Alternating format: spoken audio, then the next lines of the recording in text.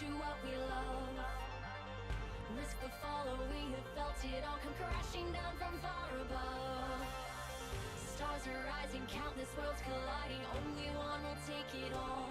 Can we bring to fall the giants? Can we make the final call? We are the ones to ignite the darkened skies, the champions of the world that we defy. A soul ray of the few who rise up high, and we all fight at the last light.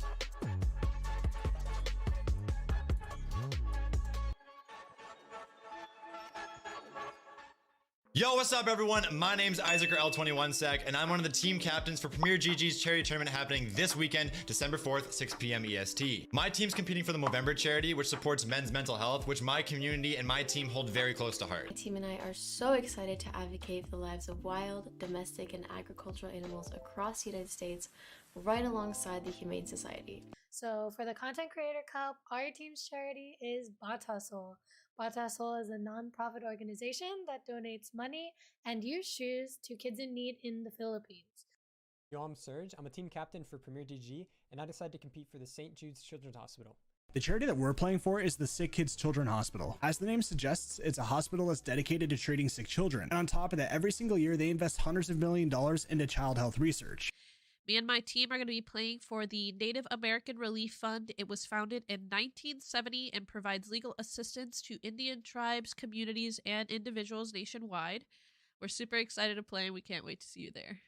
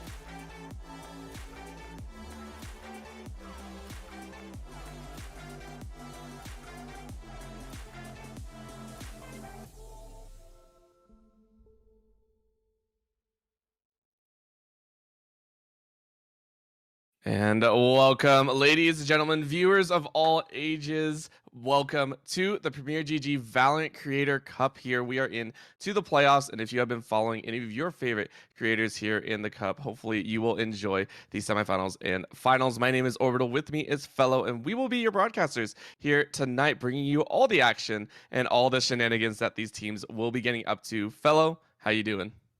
I'm doing great, and you know what? I think we're all just here to have a little bit of fun. It is a content creator cup after all to help out some lovely charities, give away a little bit of money during the holiday season to the people that actually need it most. So I'm pretty happy to be here and just, have some laughs, up to some shenanigans, some tomfoolery, like you mentioned. And I'm hoping these two teams of Team Valentine versus Maddie Snacks can also replicate that as well. Yeah, and I think, yeah, we are going to be taking a look at them, but let's go ahead and also run down. You were mentioning the charities, and I want to mention the charities that the teams have picked today. So we had 8 teams come out here for the Premier GG Valorant Creator Cup, and each team was able to select some of those charities. Again, you saw in the promo video earlier, we have Games for Love, Child's Play, In Her Shoes, Cure Rare Disease, Girls Who Code, St. Jude Children's Hospital, Stand Up to Cancer, Team Seas, and even the Humane Society. So a lot of fantastic organizations. And not only that, for this event, all donations that will be sent to us will go 70%, I believe, will be sent to the winner's charity of choice. And then 30% will go to the second place's charity of choice. But of course, if you wish to donate and give back to some of those foundations, you are free to visit those websites or even some of the content creators, and they can also send you along the right path. And I think that is honestly a fantastic thing to be able to do. And again, as you were saying, right, the teams that we will be taking a look at, I believe we only will be taking a look at one of the semifinals here today. It will be Valentine and Maddie Smacks both coming out here and having some fun. I believe it is a Valentine that is representing, which one is it, Fellow? My brain is escaping me right now. I Help me believe out here. that we've got time to look and just make sure real quick. For Valentine, if you have not been checking out anything here, we can go and bring up the rosters for Valentine in case you haven't been able to keep up. It is going to be the name of Fat Anime Thighs. That's how you know things are completely serious around these parts. I don't think that is their in-game name. No, it actually is. My mistake. And then apart from that, it's going to be Aparoto, I believe that's how you pronounce his name. Taff, Christian Dior, and then Valentine themselves. So that's at least for their team. Sorry, I've got the players screaming in the back of my ear, so it's kind of hard to think right now. I muted my Valorant audio, but apparently Valorant is going to say no mega lol and actually lie to me about that one. But since, again, we still have more than enough time, I can bring up Maddie Snacks as well now that things have kind of simmered down. For Team Maddie, it's Sinatra, Maddie, Shanks, Dizzy, and also Emmy as well. So both two amazing teams, and I hope they can perform with a little bit of fun on their side and not just complete seriousness as well. Yeah, I think we had a couple fun rounds going on. We were checking out some of the streams, and I'm sure some of the viewers have seen it. I think so far we've had an all knife round, an all sheriff round. We've had some really entertaining rounds here. Is there anything specifically that you want to see these teams break out, fella? Like anything crazy you want to see happen? You're 100%. I haven't gone to cast a match with Chamber in it, so just bringing out a bunch of fun agents, nothing just all set in stone and everyone just playing quote unquote defaults. You mentioned the knife fight, that'd be pretty fun. Maybe an all sheriff round for everyone, perhaps, or all operators if everyone can save up. Just some common tomfoolery in the mix that would definitely make my day and probably the players as well, as I'm sure they need a nice little getaway from just playing on that rank grind or even that comp grind for some players as well. Just getting that break would definitely be nice. You know what I would like to see? And this is a game type favorite because I am absolutely terrible at Valorant. And every time I play, I either go like 0 and 12 or something like that. It's pretty bad.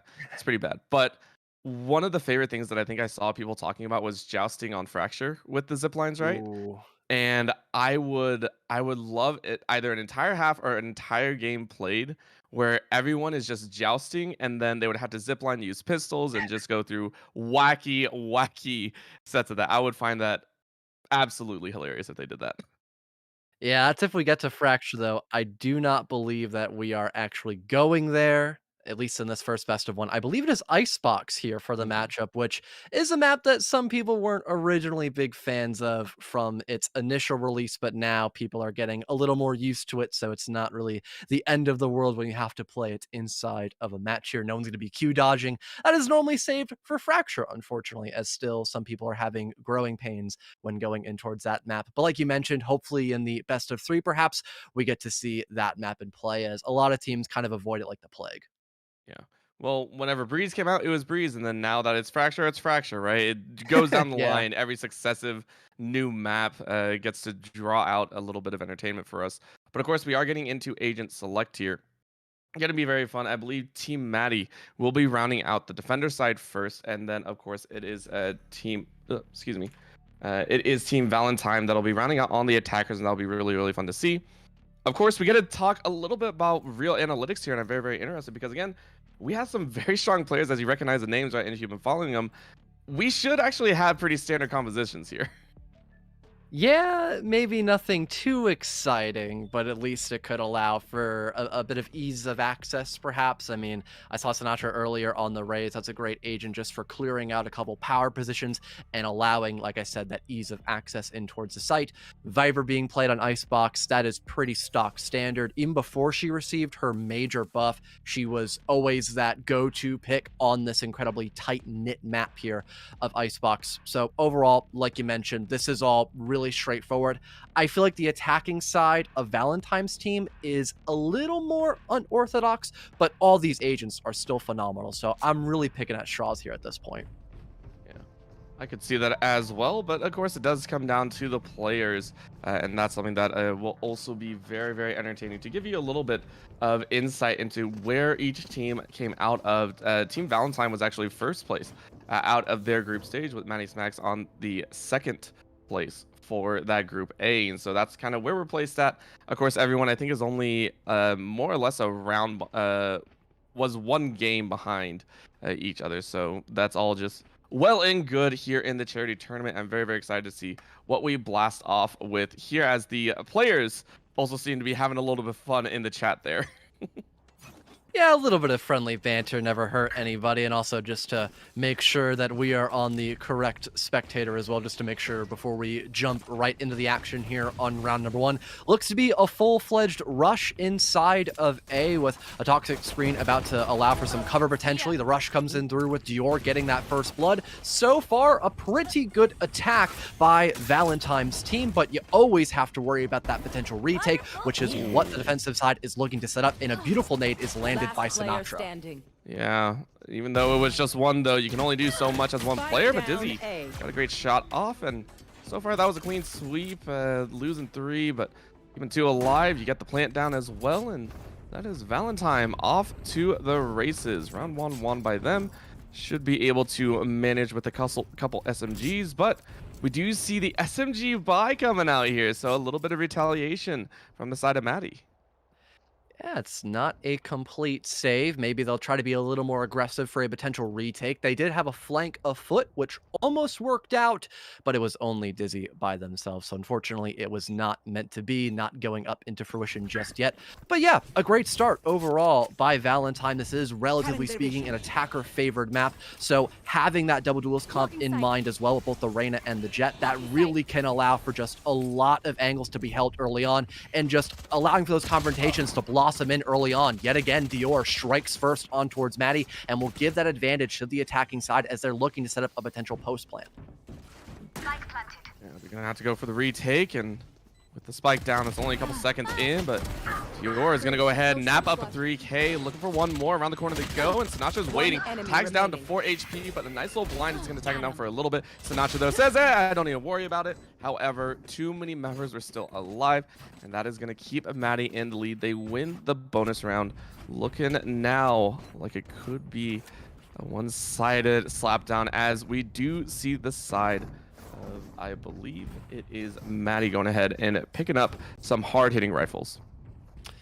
Yeah, they can opt for a mostly full buy. There are 2 Spectres on the board and a couple of light armor picks here, as the economy is not fully substantial here because of that last round affair with a few Spectres here and there.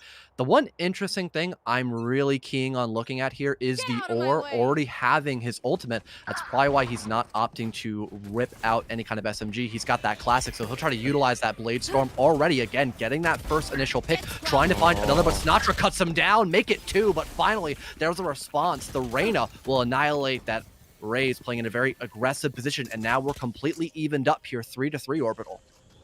Yeah, didn't get too much value out of that ultimate, but it was enough. The main thing is Maddie, of course, with her rifle, is now going to be taken out, as a Proto is not going to let that one slide.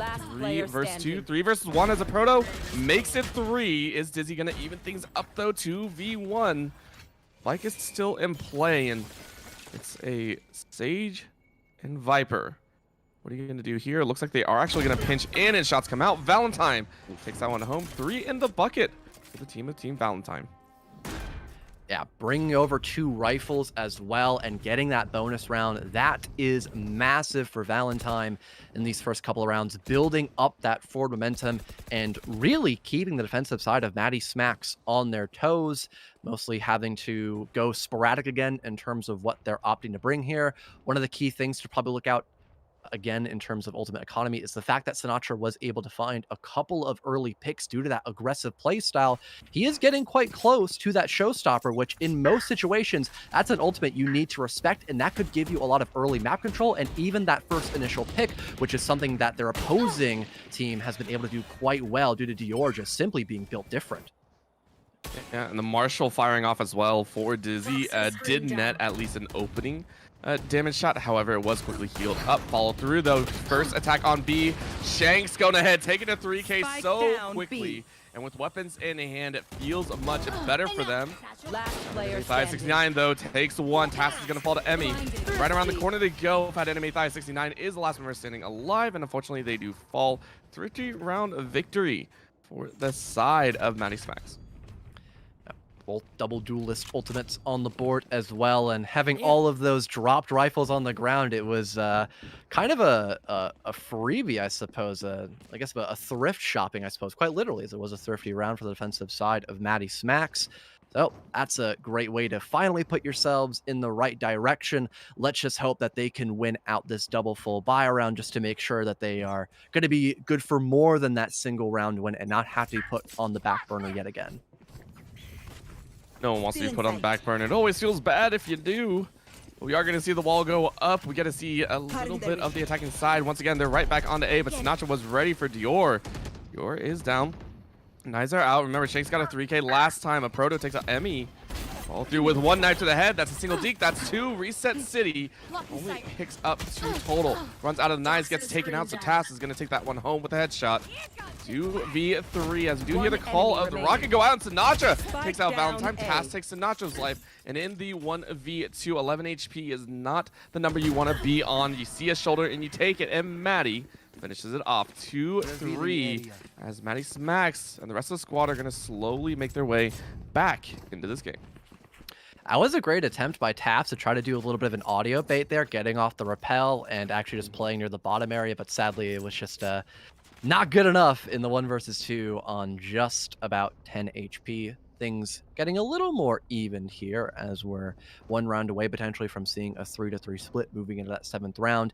The only thing that the defensive side needs to really worry about right now is just the fact that they aren't available with any ultimates just yet. You might have that Viper's Pit for a potential retake, but that depends on how effective Dizzy can play with that Vandal on round number 6. Eyes on how they want to do things as ooh, that's going to be a nice headshot on Shanks. Fight Anime Thighs 69. Going to be making that mark. Now a chance swing back. They were peeking in the default, but choosing to now swing to A. Again, A has been one of their most successful sites so far. Gotta kind of reclaim that value. A Proto is able to take Sinatra's life. Ooh, a lot of intel being gathered by Maddie. Unfortunately, not able to get that proper spray down just yet. 3 versus 5, soon to be post-plant. We've got a couple players established up near heaven to try and deny that, and the operator is still active on the board here for Maddie Smacks. That could be key to find a couple of necessary picks and just slow down this onslaught here. There's also a potential flank afoot by Dizzy. On top of that, being able to collapse upon your opponents during this retake could be massive as well, but so far the only one to respond has been Maddie, and they will fall to the ground by the hands of that Reyna. Dizzy will respond from behind, but now their intentions are well known by the attackers, and all they have to do is really play for time here and make sure they do not overextend. Emmy, beautiful shot, making it that 2-on-2 situation here. Only amount of time for Dizzy has to get a little more aggressive, and Apparato shuts him down. That's 3 for the Reyna, as it's all up to Emmy as they trade out to that rifle, trying to get over-aggressive. There will be a barrier orb in front of them, impeding them, and Apparato, a 4th on the round. Massive plays here to give that attacking round to Valentine.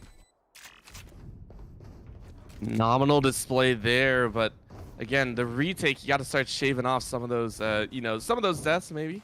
That might be what they're looking for, but they got the quick plant. They forced it out, and now forcing the side of Maddie Smacks into that kind of desperation buy, right? Taking a look at the weapons that they have in hand. It's 3 rifles. I believe that is the Phantom and the Vandals. And then the Spectre and Frenzy to follow through with a few other members. So working with a couple scraps here and there, whereas we do get the full weaponry for the side of Valentine. Dior goes ahead and finds Shanks. They are trading first bloods over and over again here. I've got your And that Viper's Pit popped early as well. That might impede this rush inside of A, but so far it's a constant trade game, and Dizzy actually falls to the ground. That Viper's Pit now mitigated, but Sinatra's up above, finds 2. Can't get a 3rd, though, the Spectre at hand. Apparato will deny that for being an absolute onslaught, and we're now in a 2 versus 1. Valentine, the last alive, will get eradicated by Maddie, and it'll be a 3rd round here for Maddie Smacks. Clean play, very simple shots, and again, Maddie picking up 2 at the very end there feels good. With that Sova, I've always had a personal enjoyment watching good Sova players, and making the plays, making those shock dart plays or making the recon bolts work in their favor. So far, sitting at 5, 4, and 3 with the Hunter's Fury ready, we should see a monumental swing in either information or damage, as a Valentine are kind of figuring out where they want to go. They tried A so many times and it's worked off and on, but so far their record on B is, I believe, 0% for the try. Sinatra says, well, that's a go for me. Thank you. Yep, thank you. Come again. And mention the Hunter's Fury. It's a great weapon to either open things up for your team or play for a potential post-plant setup to either deny that or just have a pretty easy hold when that spike has finally gone down. The opener will be found by Sinatra, like you mentioned, so the Hunter's Fury not being popped just yet might not be a necessity, but finally it rings in true in the background. Tass from behind finds a brilliant one-tap onto Shanks, and Maddie will secure an equalizer here with that Hunter's Fury. There's about 50 seconds left here on this round, but a massive resurrection comes in through by Valentine to give that man advantage back in the favor of the attackers here. Proto, though, is going to watch Christian Dior take one home. Gets sniped out of the air, but Tass takes Dizzy's life, and it's now down to a 1v3. Manny might sprint for the hills, has a chance at taking a few more, but walking through that poison. He's going to drop him a little bit low. 40 HP, nothing to scoff at. And that's going to be at least one. Are they going to go for that defuse? It's going to be the fake, but Fat Enemy Thighs 69 will go ahead and take their 4th kill of the game. Still 2-round difference in favor of Valentine.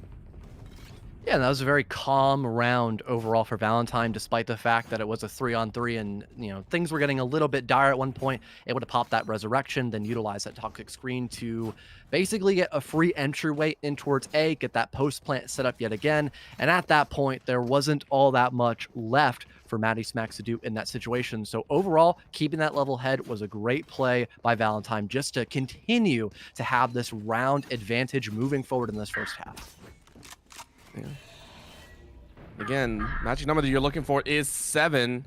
As Dior is able to take one home, Sinatra through the gaps is going to take 2 members' lives, possibly a 3rd, and it is. That's a huge set of frags for Sinatra. Maddie follows through. Dior, though, still taking a couple lives.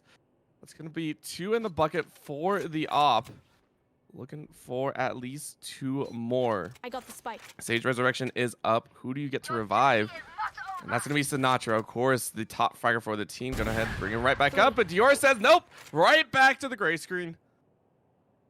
I hate to see it there. Sinatra dead to rights yet again, a second time on round number 9. Dior got a chance to clutch this one out, perhaps. Maybe we'll go for the long rotate into B to allow that post plant setup and maybe just go in some sort of nest and try to utilize that operator its one-shot capabilities. Has plenty of time to work for that, but there is going to be that recovery, or pardon, rotation afoot as well. If you're trying to spot out someone near the middle area, it's not going to be a position held just yet. It's that push from behind by Shanks, and just in the nick of time to even get a little bit of extra currency for that defuse, and I believe enough ultimate pips to get a little bit closer to that Blade Storm as well. So pretty great recovery there by Maddie Smacks. Unfortunately, that resurrection was not able to keep 3 people up and alive at the end of it, but it's not the end of the world, really. Yeah, feels good either way, right? You take the round, and that kill, Dior almost made it around the corner. That would have been a little bit more sketch, right? Dior has been very powerful with that operator and has been taking a lot of names so far, but you know, now on that Vandal, we'll be trying to follow up with the rest of the team. And once again, it's going to be that default start, maybe a little bit more pressure from the side of Maddie Smack's side as they actually double up with the defense as Sage and Viper over towards that B side defense. And that could allow for a pretty great denial, but the B site has not been a really big point of contention for Valentine unless they're going for some mad dash rotation like that previous round. Shanks up near mid will annihilate Dior as Sinatra gets aggressive here, popping that boombot to maybe gather a little bit of information and allow for a rotation. It tags up a Prado just slightly, but will not finish him off completely and might have a chance to get healed up by that Sage later on to make sure it does not turn into an easy 5-on-3 for the defenders. From all the rounds currently being played, I feel like this one's the most even though we already lost Dior, right? This one's a little bit slower. Everyone's still taking steps at this point. We're down to the last 2 of each team or 3 of each team. A lot quieter play, but Shanks was ready and Dizzy was as well. That's going to be 2 back-to-back. 1 enemy remaining. Taking looking for a few more. Sinatra takes 1. Tass is able to find a rebuttal, but it's not enough. Sinatra comes around the corner, takes a second. That's going to put it at a 5-5 standstill, tied up by the squad of Maddie Smacks. Yeah, you mentioned the time being spent there quite wisely, because the attacking side of Valentine did not want to make it that 5-on-3. Unfortunately, it still happened eventually, but they were trying to set up quite effectively for that A push. Just the rotate came in through quickly enough by Maddie Smacks to shut out that round and completely equalize 5-5 going into this 11th round. And for the most part, it appears to be a Shiko here for the attacking side of Valentine. The only one not opting around the pistol set is going to be Dior, along with Anime Thighs rocking the Vandal. Yeah, and we know why Dior doesn't really care for a Sheriff. As long as you have the knives, you're ready to go, and already has one reset in the bag. Looking for a few more, though, as it's a little bit of a swap up. You can see the rotation. The Sova actually being rotated a little bit closer because you want to use that Owl Drone to spot out. But it's 3-man defense over here on B, whereas A is completely undefended. But with the throws of the knives, it gives a bit of information as Maddie Smacks are going to now rotate, trying their best to lock this down. Ooh, brilliant paint shells, but just not quick enough. It still finds one pick, and the showstopper will get activated here. Pops up through, but it's not able to connect. Luckily, though, Dizzy is having a heyday here on round number 11, picking up 2 massive frags, forcing Taft to try to clutch. They've got that Viper's Pit, but it is just Taft's left alive without the Sheriff to try to make ends meet, but sadly is going to get cut short by their doppelganger of Dizzy. And with there being more than enough time to get that defuse confirmed, it'll be a 6th round here for the defensive side of Maddie Smacks. With the last round here, we're looking at that full buy coming out from Valentine. They want to tie things up. They want to leave it at 6-6. They were the ones in the lead earlier. They were the ones that were having a great time. And even Dizzy's like, come on, let's put one more on the board. Let's go back to the second half at a 7-5. Give yourselves a bit more breathing room. We're going to wait and see what they decide to do. Again, A, once again, we said it over and over again, almost sounding like a broken record. But A has been one of their most successful sites, so rinse and repeat. Hopefully it works this time. Emmy really took the words out of my mouth there. I would also enjoy to take Mr. Joseph out to eat at some point in time. However, need to get back into the game. Sinatra, up to his old tricks, playing in an aggressive position, will get cut out by the Reyna here. Anime Thighs follows suit on towards Maddie, and the Empress is popped. It looks to be like we want a completely even first half, 6-6 potentially, as that spike being confirmed off in the background gives very little options left on the defensive side. Emmy narrowly missing out on that frag on towards Taft. An unfortunate position to be in, as Shanks will fall to the wayside as well, forcing Dizzy to try to clutch in this last round here on the first half. And honestly, Orbital, I'm not too sure if they're going to be able to bring this one back from the grave. Yeah, now you're just going for the highlight reel, right? You at least want to get a couple kills. That's one. You can get more. Are they going to chase? Come on, chase it. Yeah, that's a chase out. Dior is going to finish that one off, and that'll put it at an even 6-6 right there with the swap. This is going to be how the night goes, fellow. I'm excited. Oh, yeah. I mean, you can't ask for that much more, except maybe Fracture. Again, though, maybe we'll get teased that later on if these last two teams want to have an exuberant amount of fun, because these lineups have been pretty standard. The playstyle has been very fast-paced and sometimes in your face a lot of the rounds, but that is what we thrive for as commentators, just something to always be able to talk about and not have to always use our 10 billion IQ mega brains. We can just yell at the funny colors and pictures on our screen because, oh my god, that guy just found a 3K. As casters, we just say, pretty colors, run away. That's it. We have no actual knowledge, by the way. We just, we make it sound right, I guess is the best way to put it. Man, I gotta think of the quote someone gave me for what casters say, and it was one of the funniest things that I had to agree with. But Maddie going ahead here on the attacker side is gonna find Tafts, and that'll be the first kill of this round. With the plant going in, it's a little bit tougher to see where Valentine will be entering in from, because they're all outside of A site. Yeah, it's going to be a bit of a interesting retake, perhaps. Ooh. Christian Dior, though, finds 2 nice frags. Angso responds onto Valentine. There goes your Sage, or one of your few sets of heals. You got that regrowth ability possibly in your back pocket. It's not that big of an issue. Time's still ticking, though. This retake is coming in through, but will still be denied relatively effectively by Shanks. Nice frag found yet again by Dior. That's 3 for them on the Jet. And Operato will follow suit to deny the ace potentially, as it's up to Emmy now. 1 versus 1. Finds a great pick on towards Christian Dior, but they're going to stick the defuse.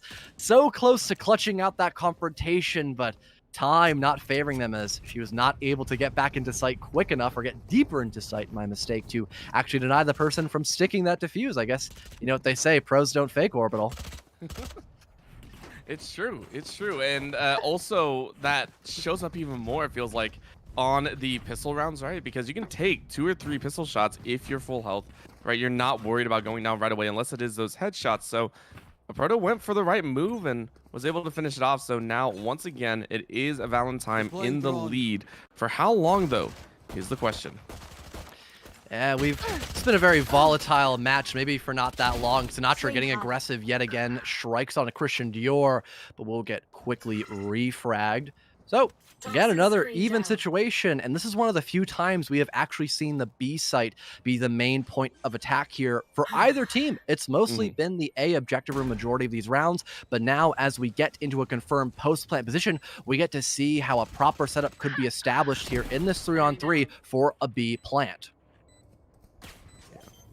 For the retake, one of the things that you don't want to have is a man disadvantage. So it's 2-2, and the spray downs mean Valentine is able to take one to the grave.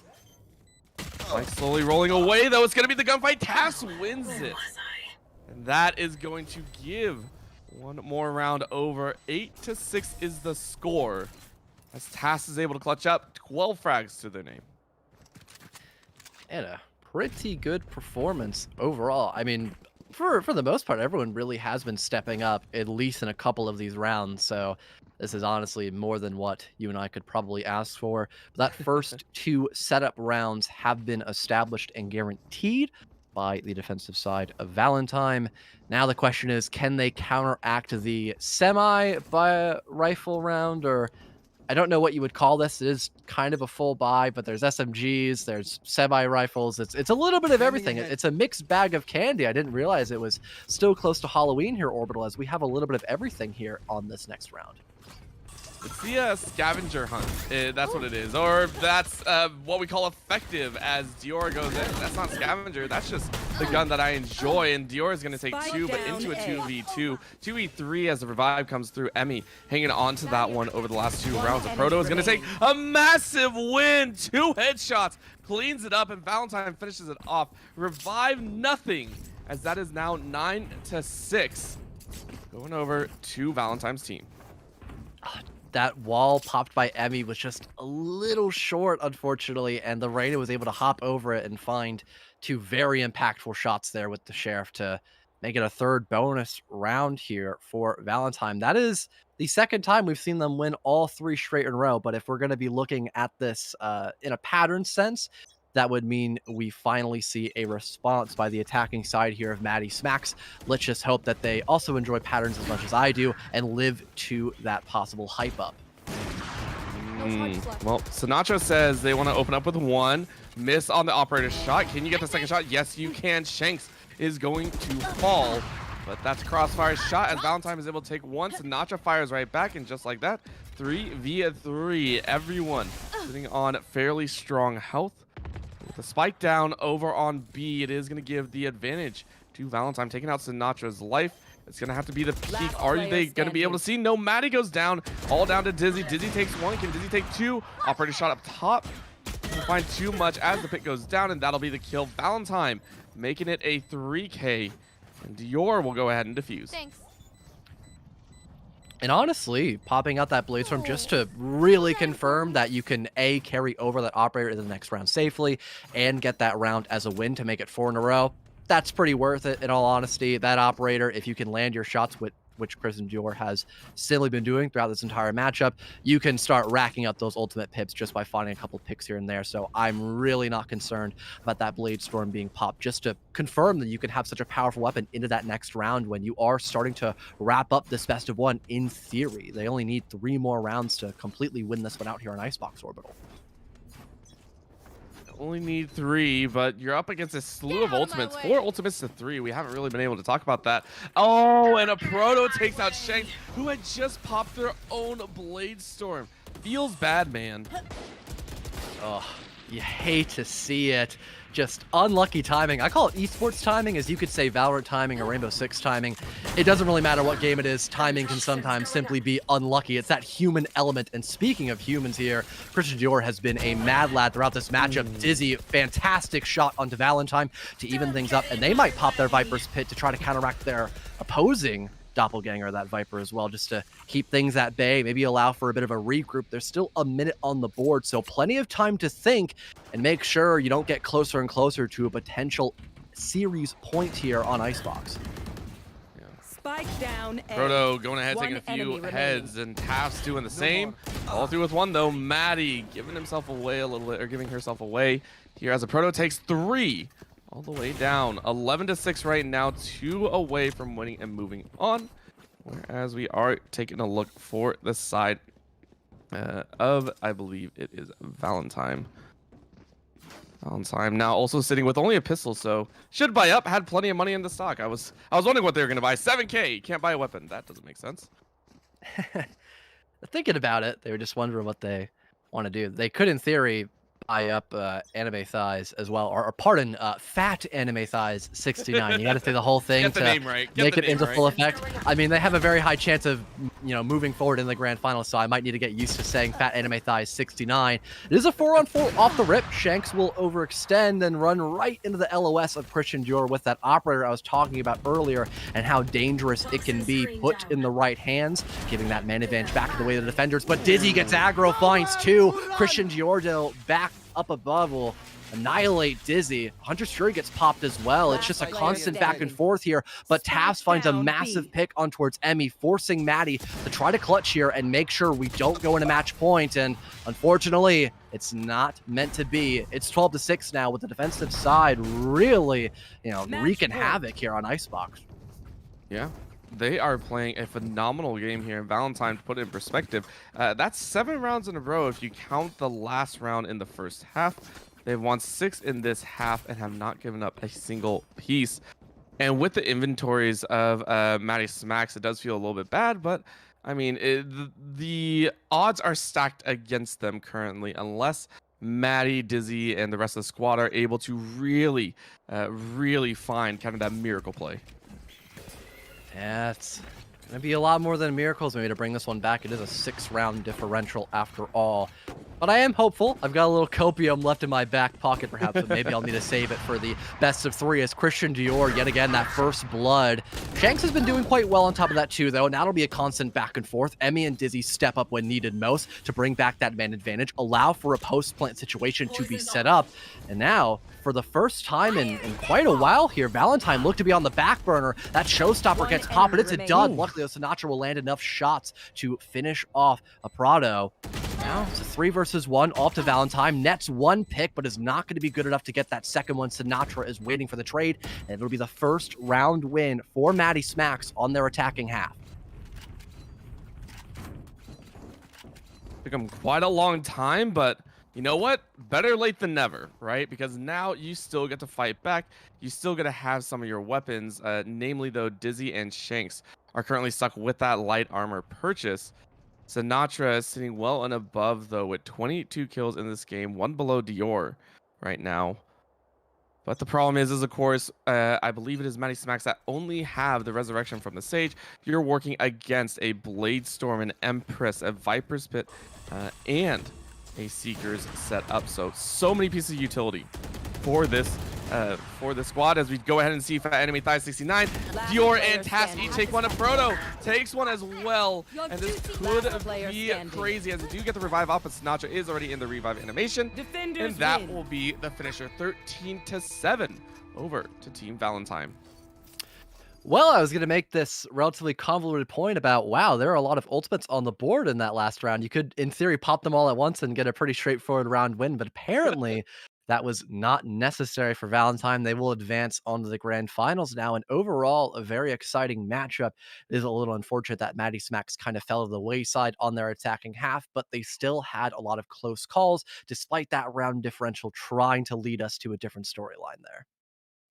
And it was a lot of fun, of course. And now we get to see what the other side is also saying, as we will go ahead and get to see Team Valentine move on into the grand final, see what else they can bring to the table, maybe some new agents, if they will try and maybe some new maps. So we'll go ahead, go to a quick break, ensure that the other semifinals will finish up here shortly, and be right back with our best of 3 grand finals here at the Premier GG Creators Cup charity event.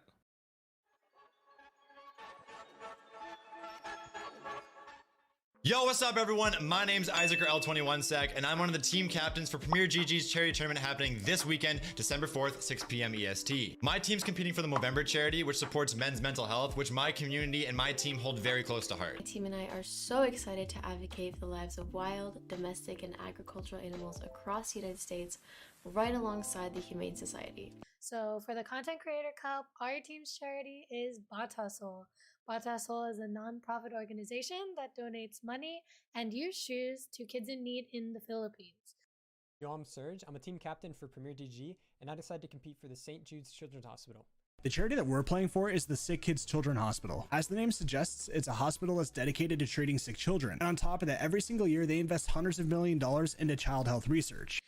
Me and my team are going to be playing for the Native American Relief Fund. It was founded in 1970 and provides legal assistance to Indian tribes, communities, and individuals nationwide. We're super excited to play, and we can't wait to see you there.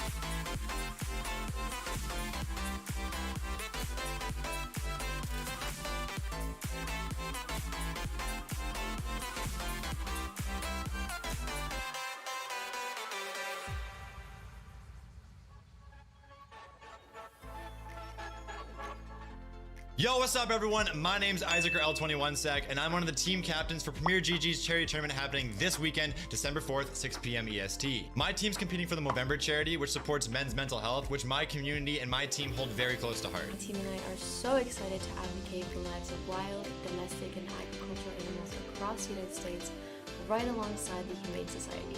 So for the Content Creator Cup, our team's charity is Batasol. Batasol is a non-profit organization that donates money and used shoes to kids in need in the Philippines. Yo, I'm Serge. I'm a team captain for Premier DG, and I decided to compete for the St. Jude's Children's Hospital. The charity that we're playing for is the Sick Kids Children Hospital. As the name suggests, it's a hospital that's dedicated to treating sick children. And on top of that, every single year they invest hundreds of $millions into child health research. Me and my team are going to be playing for the Native American Relief Fund. It was founded in 1970 and provides legal assistance to Indian tribes, communities, and individuals nationwide. We're super excited to play and we can't wait to see you there.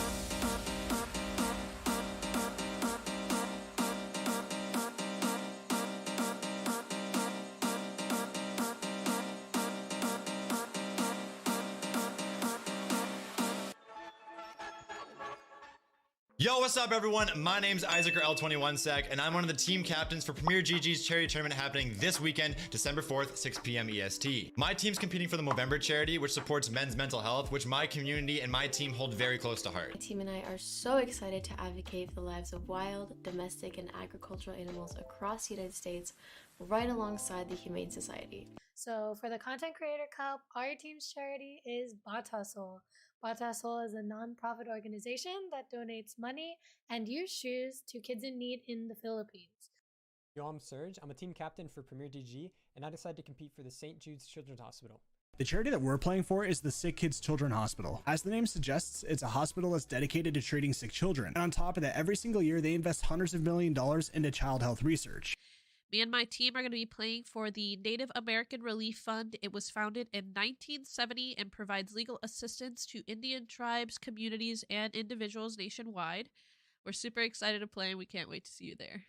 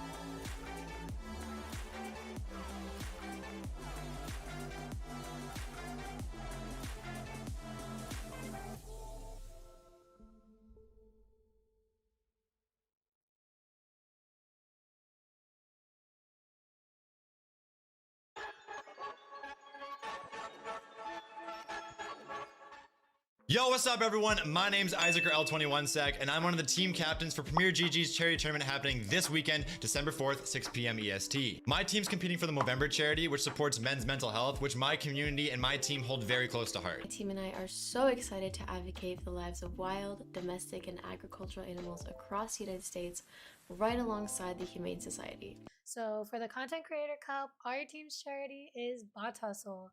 Bot Hustle is a non-profit organization that donates money and used shoes to kids in need in the Philippines. Yo, I'm Serge. I'm a team captain for Premier DG, and I decided to compete for the St. Jude's Children's Hospital. The charity that we're playing for is the Sick Kids Children Hospital. As the name suggests, it's a hospital that's dedicated to treating sick children. And on top of that, every single year they invest hundreds of millions of dollars into child health research. Me and my team are going to be playing for the Native American Relief Fund. It was founded in 1970 and provides legal assistance to Indian tribes, communities, and individuals nationwide. We're super excited to play and we can't wait to see you there.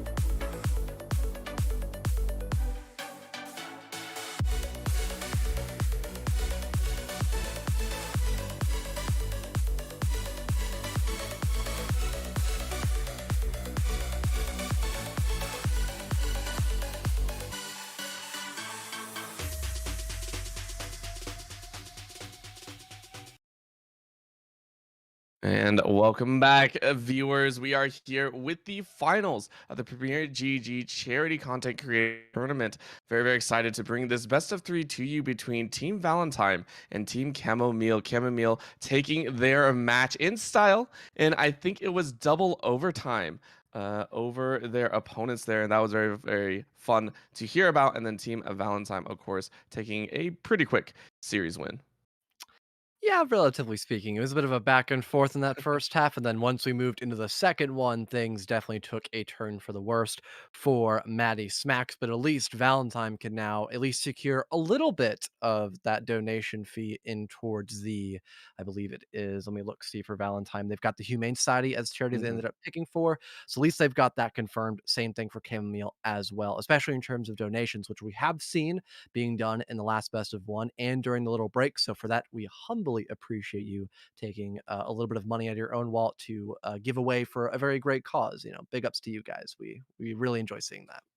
Oh yeah, and the fun part again for how the donations do break down, it is 70% to the winner's choice of a charity, and then second place gets a 30% donation into from the entirety of all donations that we have received throughout and tonight's broadcast, and we very much appreciate it. However, if you want to know more about the charities that were also being talked about in the introduction video, as well as any of the other ones that maybe you have not seen on stream or visited any of the other content creators, go ahead, check them out from the Premier GG side, and go ahead and donate to whichever one you feel free to as well.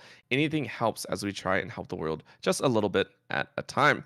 But we get to talk about a little bit of the maps coming out here, as I do believe, fellow, we are going right back to Icebox on this first map of the best of 3. Oh well, at least it was fun to cast over. Maybe not the most exciting map overall. Maybe better than some default picks of Haven or Ascent, but we'll probably see those maps later on during the best of 3. I wasn't quite aware as to where we're going for all 3 of these maps. I just know for a fact that we are at the very least going to Icebox, like you mentioned here on map number 1. Now I'm wondering what the agent selection is going to be for this map.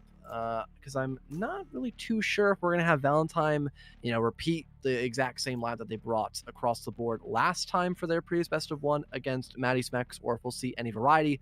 So far, it's only that hard pick on the Reyna by a Prado, who is an absolute menace. But other than that, nothing being fully confirmed just yet on that defensive side. Yeah, it was very, very fun to see. But of course, you're talking about Valentine. We got to talk about Chamomile, as these two teams did face off in the pool play, right? And it was on Ascent, with Chamomile winning out over the side of Valentine. So they already have a history, and that always means that these teams tend to play a little bit more, nose to nose, right? There's a little bit of pride on the line now. Yeah, absolutely. And already Chamomile wasting little to no time deciding on what they want to bring to the board. Some pretty, normal stuff for a matchup here on Icebox. They've got that Viper and Sage locked in. They've got the Intel Gatherer of the Sova, and also that Sentinel pick of the Killjoy on top of that too. She can be pretty effective on this map, but definitely a little challenging. But I was going to make that talking point earlier that Chamomile has been enjoying bringing out that Killjoy pick, so it's not really that shocking that in the grand final, where Comfort can really reign king, that she will reveal her nice head again in this best of 3. Yeah, and I will always say, I talked to you a little bit earlier about some of my favorite agents. Killjoy is always by far my favorite whenever I see it played, right? A lot of people say it's very map dependent where you want to take a Killjoy. I think it's viable everywhere, right? And the reason for this is having that ultimate and having that ability to lock down an entire site pretty much at any time the ultimate is up, whether you're on the attack or the defense, is such a huge game changer, and you force the opponent to kind of scramble at the last moment. Plus the utility of like the nanoswarms, right, and the turrets tend to also help with complete site management. I love good Killjoys, and hopefully we get to see it here as well. Keep in mind, once again, Team Valentine will be rocking that defending side first, and Team Chamomile repping that attackers side first. And we'll have to wait and see, as we do see a flush over towards that A site. Team Chamomile looking to get a nice little rush off, possibly. Yeah, we've seen a lot of plays occur in towards the A site. I guess the B objective room has not been shown that much love, or as much as we normally tend to have it here. And I almost forgot to unspectate towards Kale. Luckily, I was able to do that before the action went in through, so that's a huge plus. I was like, man, why am I just only observing this person all the way in the back? And that was the main reason why. Spike goes down off screen in this 5-on-5 situation. A pretty decent setup overall, and a Sage barrier orb gets popped as well, burning through those vital seconds. It'll finally get destroyed by Caps, and what a resurgence. Fat Anime Thighs 69, the entire name, brings up an action, gets to make it a third. The knife dealt enough damage as well to confirm that frag for the Sky, and the Reyna of a Prado will end that out, and there will be plenty of time left for Valentine to get that defuse off successfully and give their team that first pistol round. Oh man, normally whenever you see the Sage wall, it's very, very annoying to play against in the pistol round, right? Because I believe it takes like a full clip out of the classic to actually take down one of those sections, and it's so annoying, right? You're just like, well, this sucks, now I can't get around it or anything. Breaking that wall, though, was so good for Valentine. They came out with a blistering pace, a couple kills, and Team Chamomile now have to figure out how they want to run this, as they are actually going to opt into buying. They are going to run 4 SMGs and a Sheriff and pray that they can get around on their own. Yeah, the second time that we've seen a full commitment after that first pistol round instead of a full-fledged save. So maybe this could be the saving grace, perhaps, for the attacking side of Chamomile as they aggress yet again in towards A. Get that first pick. Prime shuts down Taps. There is a little more back and forth between these two teams, a bit of tug-of-war, so to speak, but Wizard 101 will still get that plant down and secured on the ground to force a retake yet again. It'll be a Prado to lead the charge up near Heaven, drops down, checking around near Hell, but no one is spotted in through. Tries to bout up against Chamomile, will find that first pick, but not Nate as they are in just the nick of time. Things completely equalized, but here comes Wizard 101 a step up when necessary to force Anime Thighs in this 1v2. Guiding Light comes out at just the right time. Oh! They were so confident they found that pick, they turned the other direction, and they weren't able to win that first confrontation, equalizing things 1-1 Orbital. Oh, that one hurts. That one hurts quite a bit. You're like, man, I got this in the bag. Should have been gone, but not gone fast enough. So, round, and even if that round had gone in, if you had gotten that kill, Fat Anime Thighs 69, still would have had to go through at least one more. But now we're seeing Team Valentine actually take a page out of Team Chamomile's book, right? We are seeing just this back and forth of SMG buys here, except for one Vandal, of course, on a Prado and Rui. So, gonna see if these Vandals can make all the differences. We get a chase down. The Prado is gonna able to take one. Can't follow up with another though. Unfortunately, the dismiss was not enough to allow Prado to dodge Prime's hail of gunfire as Spike goes down by Wizard 101 player here. We're back in another post plant, this time on the B bomb site. Multiple toxic screens being deployed along with now a barrier orb, really locking out this position here by the defenders. But Fat Anime Thighs 69 is possibly on a bit of a flank. Will rotate around near mid rather than going around towards the garage area. That allows for a little more breathing by the attack. They're able to open up in towards the site as Prime will find a very nice wall bang, equalizing yet again. Smoke gets deployed. The cloudburst is not quick enough. Prime finds a third before the super shorty will finally annihilate them out. Now in a 1 versus 2 here, Fat Anime Thighs will try to come back in towards the site and relocate a couple of picks, but it's not meant to be as Chamomile rips them to shreds and gives that second round win to the attacking side. I love that you were trying to say as super shorty, and then it's just what was it? Was it Super? I think is what you said. Super shorty, yeah, a little bit of a like, that's that an caught awesome my nickname. tongue, I suppose.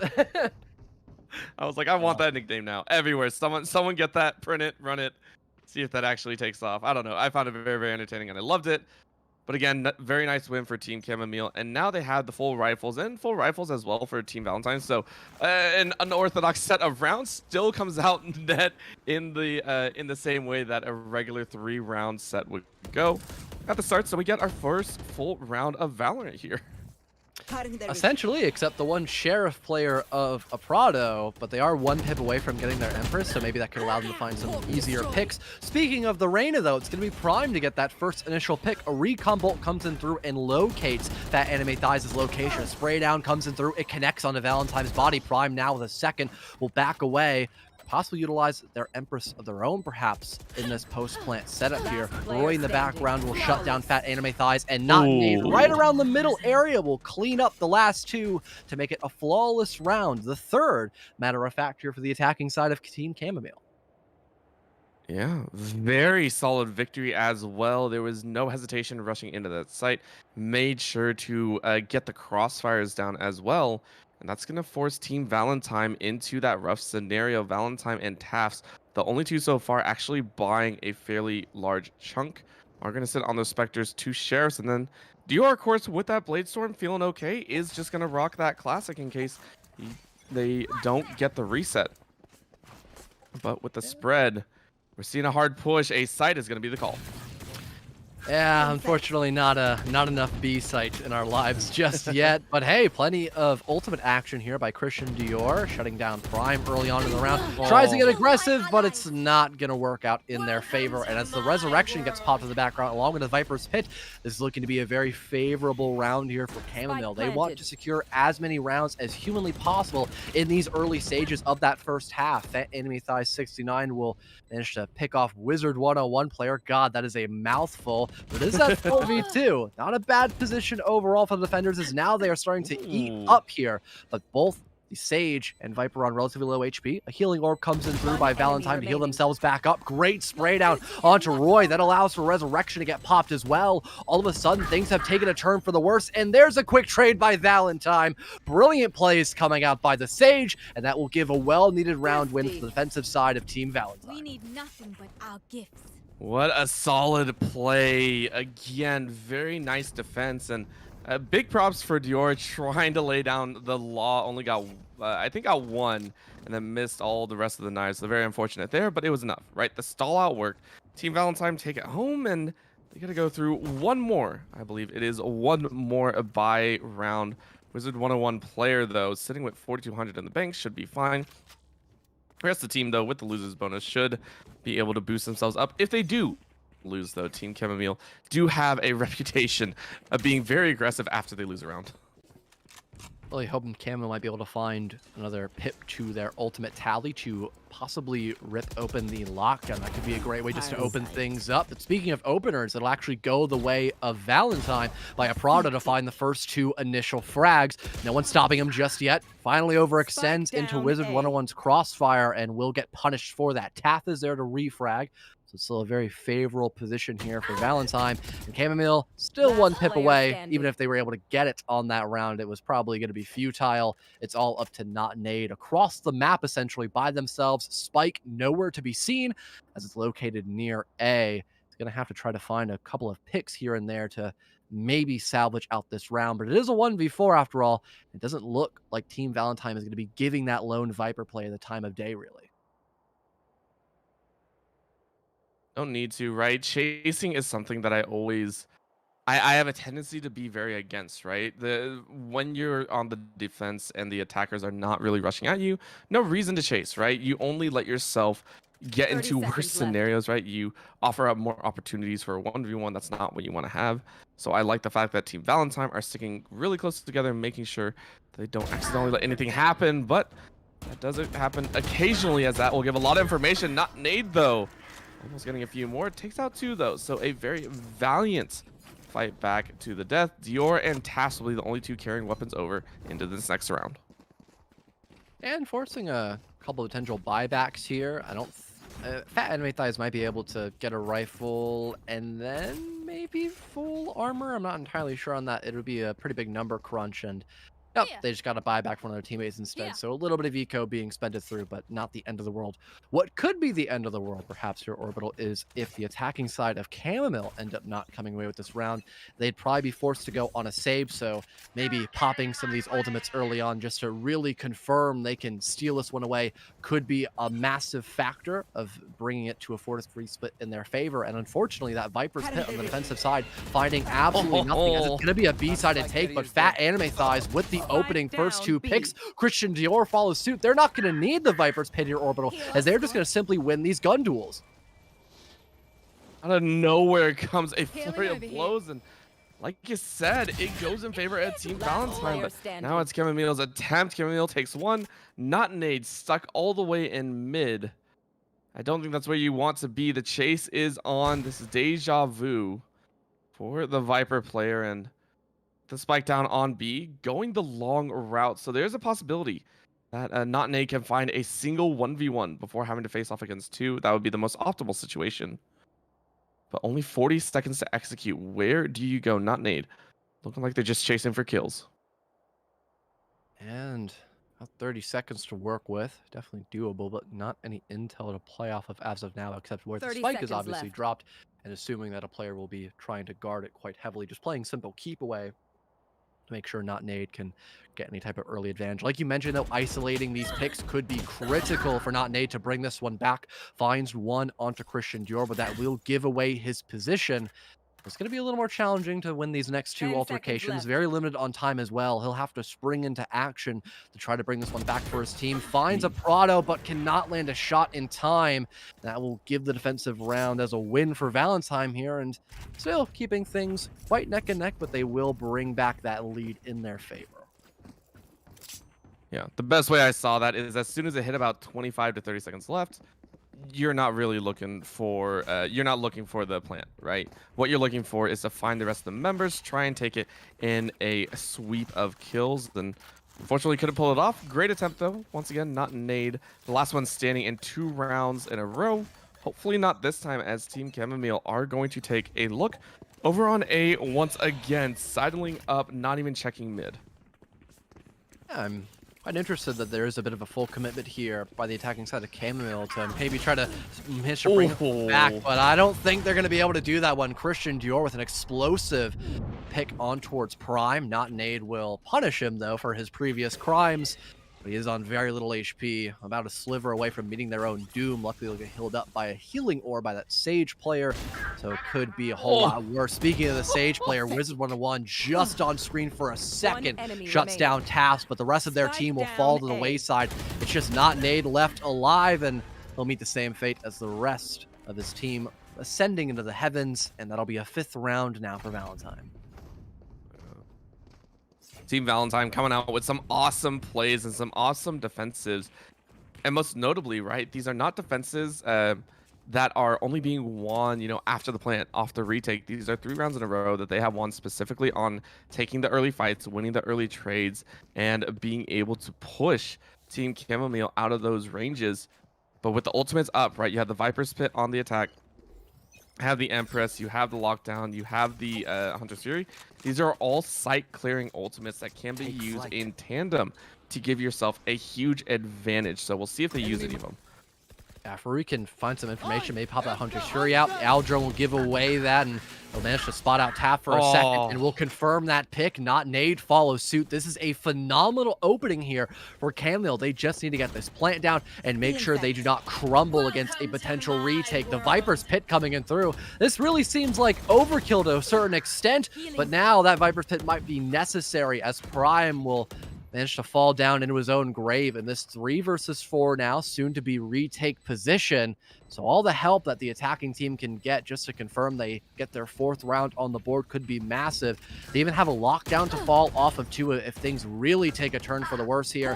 But luckily, this retake is not being all that effective. Christian Dior finds one onto Not Nade. Now they're 3rd overall, but it is up to only Christian Dior at this point. Try to find the ace. Whips at the Blade Storm. He's good for 4, but he might have to stick that defuse. That could give Ruri just enough time, but he's not going to overextend. Dior will stick it, and he has enough time. You have to peek. Rui, no, the proper call was not given. It'll be a clutch for Christian Dior to give it a 3rd round now. The defensive side, 6 overall. I can't believe we just witnessed that orbital. All right, clip it and ship it. That's it. Game's over pretty much. That was a phenomenal play coming out of right there. And Nurza Steel to finish that one off.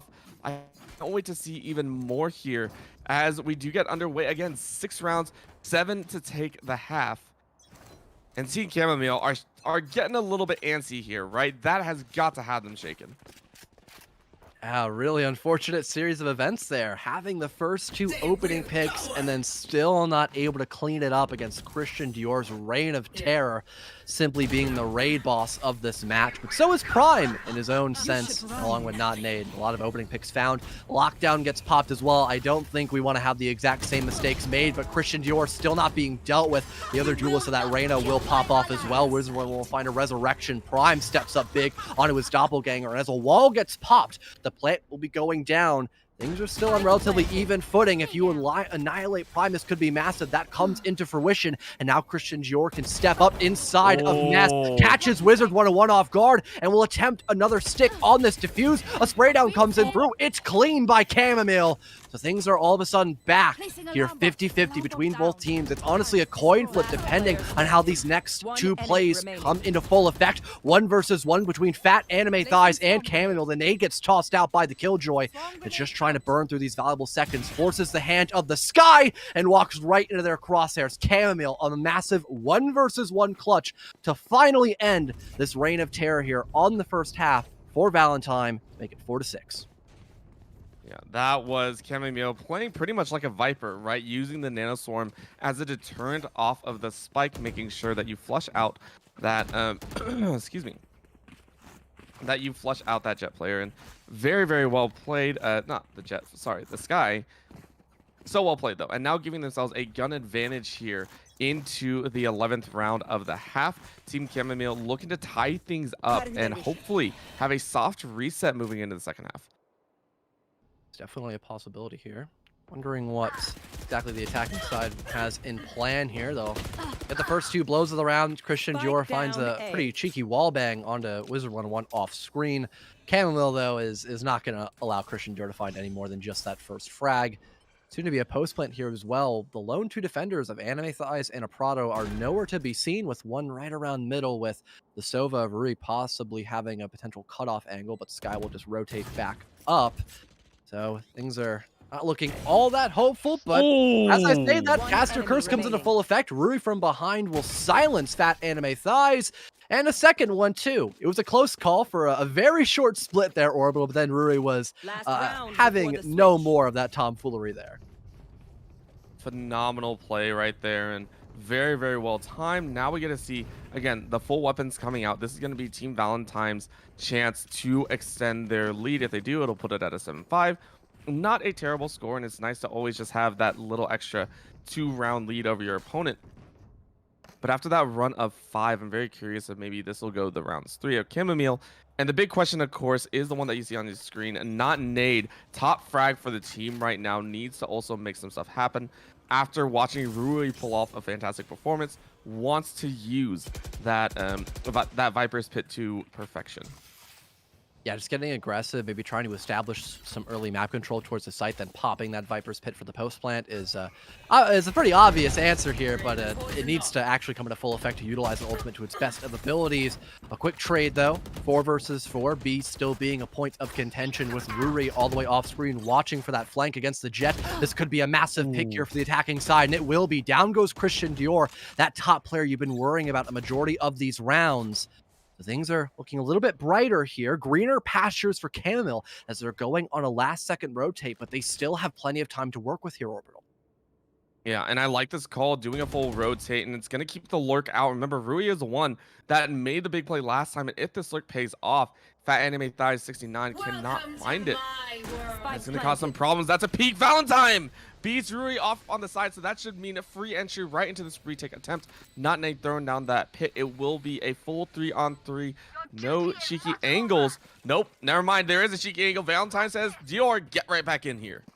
Now that Bladestorm can be popped too, this is gigantic for the retake potential. They just need to try to respect that Viper's Pit a little bit more than previously anticipated. Christian Dior up on the flanks, got that Bladestorm. Maybe could have something pop in through. Not Nade, deep inside of his own toxic fumes, will find the first in this retake position. Chamomile responds onto Valentine, and Chamomile finds their second of the round. Things evened up completely in the first half here, Orbital. 6-6. We saw this last matchup here in the best of 1 on Icebox. The question is, will one of these two teams make it a one-sided affair yet again, or will we have a possibility of overtime, perhaps, on map number 1 in this grand final? I mean, knowing Team Chamomile, we could definitely see it. They legit push their semifinals match into double overtime. I wouldn't be surprised to see it again. But the problem, of course, comes down to Team Valentine. On the attacking side, we can always talk about, defensive side of maps or anything like that. I always like to give the edge to the attackers, and the reason for that is they get to dictate that pacing. They get to select which area they go to. If they want to attack A site, the fight's going to be at A site. If they want to attack B, it's going to be at B. If they want to go mid, they can try mid. Attackers dictate where these fights break out and where they want to select those pre-fires. So far, once again, it is going to be A with a peek towards mid. That's Tass. Takes out Rui, who was trying to flank. Speaking of flanks, though, Not Nade could potentially attempt one. A rotate around and take a lot of time off the board here. Taps will secure a second one, possibly because of that. There was no instant refrag. Finally, Not Nade will pop up and finally finish off Taps, but the damage has already been done. Plant is soon too abrupt. Chamomile tries to deny it, but is not able to connect enough shots with that classic. And Valentine will now reattempt going for that spike to be put fully on the ground. It's confirmed this time around. In the 2-on-4, it's going to be a very challenging retake. Prime will end up being eviscerated by Valentine. Luckily, though, Not Nade is there to find a single refrag. It is still a huge advantage, though, favoring the attacking side. So not enough to seal the deal, unfortunately, Orbital. Yeah. Not enough, but we get to see if we do get to see that purchase that we saw last time, right? I do believe it was a full buy into the SMGs and the Sheriffs. You can see some of Team Chamomile actually chancing it. There's a Sheriff on Prime MCD, but probably going to be it, right? Gonna leave that one all alone. Rest of them are running with these Spectres, and then a Ghost on a Proto, actually. So opting to not buy anything. Maybe saving up for an op. It's potential, that's for sure. The operator can be used pretty well on Icebox and majority of maps. It is a pretty deadly weapon put in the right hands. Speaking of a lot of deadly action coming through, it's just a bloodbath. And honestly, I'm getting caught on my own words here, Orbital. As in the first few moments of the round, we're in a 4 versus 1 situation. A on complete lockdown here by the attacking side, forcing Not Nade to go on a bit of a poke and prod with a gigantically long angle that he's not able to contend with that measly classic. Things are not looking all that hopeful for the defense side of Chamomile right now, but this is a quote-unquote default round to lose if we want to really speak theoreticals here, so long as they can have a very effective full rifle buy in the next round. Things are not going to be all that hopeless for them so far. Maybe find a couple of cheeky frags could definitely be nice just to pad those stats, and Not Nade will find 1, make it 2. Amazing one tap here, but are they good for any more on the round? Unfortunately, Orbital, they are not. Oh, I love that so much. Just winding off on the wings. And I love the fact that Dior and Not Nade, when they were shooting at each other, they both went, this isn't working. Let's go ahead and leave real quick. And yeah, you can see it in the chat there. Dior knows what happened. Oh, that was good. That was good. But overall, still, round win for Team Valentine. And they will go ahead and continue their tramp up. Of course, you're coming out with the full force of this Team Chamomile squad. This is the standard, right? The 3 rounds of the start of the half generally go in this way. It will usually fall into a 2-1 scenario, favoring the side that wins the pistol round. And then we actually get to play Valent. However, in some of those scenarios, we do see a 3-0.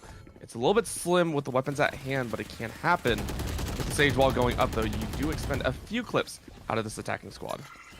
I mean, we've seen these bonus rounds actually work out for Valentine. Let's see if they can bring it back here and they try to have another one-sided matchup here. They'll get that first blow. Operato, brilliant shot landed with that Sheriff. It'll be a couple of jabs traded out between the two. As the rifle gets picked up by Operato, he strikes onto Prime. Now it's 3-on-2 here. Could maybe go for a plant. Spike has to get recovered, but it's not that far away. Chamomile, though, springs into action at just the right moment. It could allow for a little bit of an easier time up in towards this A retake, but gets cut off at just the worst time, or my mistake.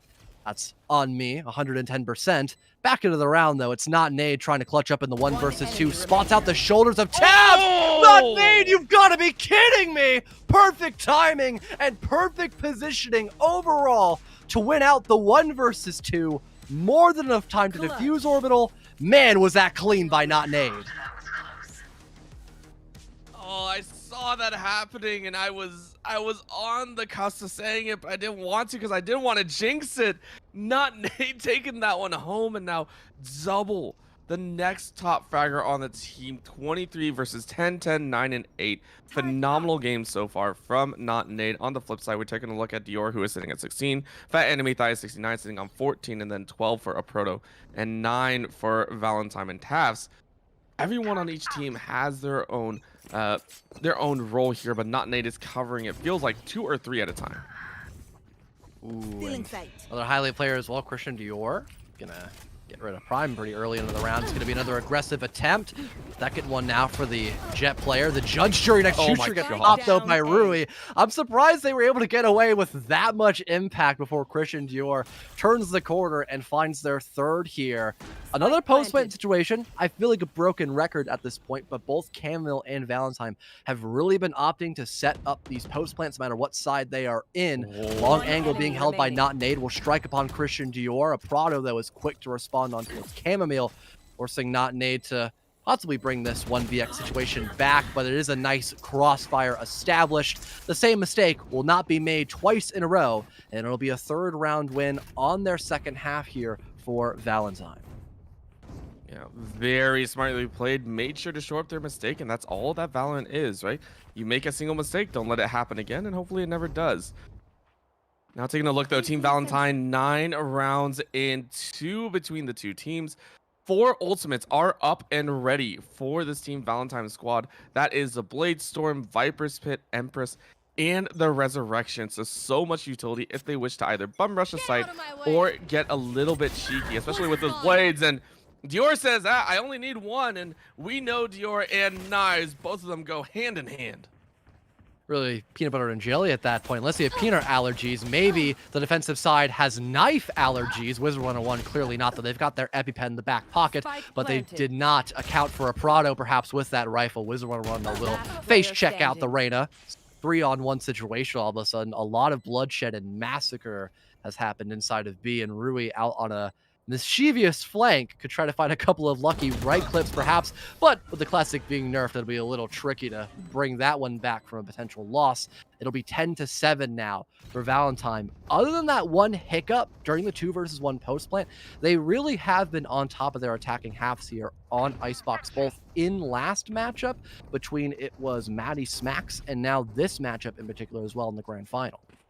Yeah, I'm loving it, right? I am absolutely loving their coordination and team progression. And we get to see the full Vandals coming out as well. But I like to see it Rui going for the operator. It's been a little bit since we've seen one, but it's the Sova that's going to be bringing it out. Hopefully, some max efficiency. Yeah, definitely going to be posted up on A site. I'm very shocked to see this intent here by the attack. It'll get clapped back though very quickly by Rui. He'll back off a little bit as well with that operator. It's a very important weapon to keep throughout the entire round, just to keep the attacking side at bay for as long as possible. Gets caught out though by Christian Dior. Steps up big in the round, looks for 3, will get it in unison. 4-versus-2 scenario, and the spike, it's more than likely about to go down in a few short moments. There isn't a lot left for the defensive side to really do. They've got the Viper's Pit in stock, but it is only that Viper left alive. Christian Dior attempting to find out that ace, but they don't know where Not Nate is playing in. Currently in their defender spawn, maybe just trying to burn through the clock and save over that rifle for this next potential round. That is exactly what's going in through, as they're going to be just holding down a little bit of a passive angle, waiting for the attacking side to make that first initial move, maybe capitalize off of someone overextending their body. Everyone's just kind of running around crazy at the moment, trying to ensue any more chaos here, perhaps on round number 18. The knife gets popped out by Taps, a little too close for comfort. Not Nade will punish him for that. However, it is going to be a quick trade. Only clean for one, unfortunately, not Nade. It'll be 11-7 now, favoring the attacking side of Valentine. You know what? Not Nate just didn't want to give the ace over to Christian Dior and wanted to continue to be top frag, right? Because if Christian Dior had gotten that kill, would have put it at 25. Would have put the Jet at 25. Not Nate would have lost the top fragger spot. Nah, can't have that happening here. Definitely not going to occur. But Christian Dior now has the op themselves, is going to give it their best chance at taking a couple kills back. And I like this, right? However, it is surprising to see him sending it B, because usually you have the Jet playing on that A angle, want to take a couple snapshots inside of the site, and it's a double move up by TK Mill in mid. I mean, this round in particular, Orbital, sorry if I cut you off there, this looks to be a bit of a layup round in particular because of the economy that's based by the defensive side. Prado right around mid, underneath the container or tube, as you'd call it, probably will get the first 2 of the round. Looks for a third, will deal a little bit of damage to have some finishing blows between the two. Wallbang headshot by Not Nate to finally silence out the Reyna player, and no one's expecting Wizard 101 either. A little bit of success found here, but Christian Dior is not going to allow any more of that success to reign true into round number 19. Not Nate again. Been in a lot of these 1vx situations. Will have to try to pop out the Viper's Pit in a desperate attempt to keep his team alive and make sure they don't get put into match point so early on. Everyone running right into the Hellfire, though, trying to jump into the Lion's Den. Bucky gets popped. Don't get knifed, Not Nate. He'll shut down Christian Dior. A close call indeed. And can also pick up that operator. That is actually quite impactful here. And they still think he's close inside of the Viper's Pit, so if you can get away with that operator, this could be massive, but sadly cannot land the shot against Fat Anime Thighs. They were able to survive that first initial blast due to how thick their thighs are, but apparently that bomb explosion was too much to handle, even for some of the thickest Thunder Thighs around these parts of Icebox Orbital. Oh, man. That feels bad. You can see the fear in the eyes, and of course, it is preceded with the fact that they are on match point, right? 5 ultimates up. This is an ultimate heavy last round. If it does come down to it, I would not be surprised to see an ult party occur here.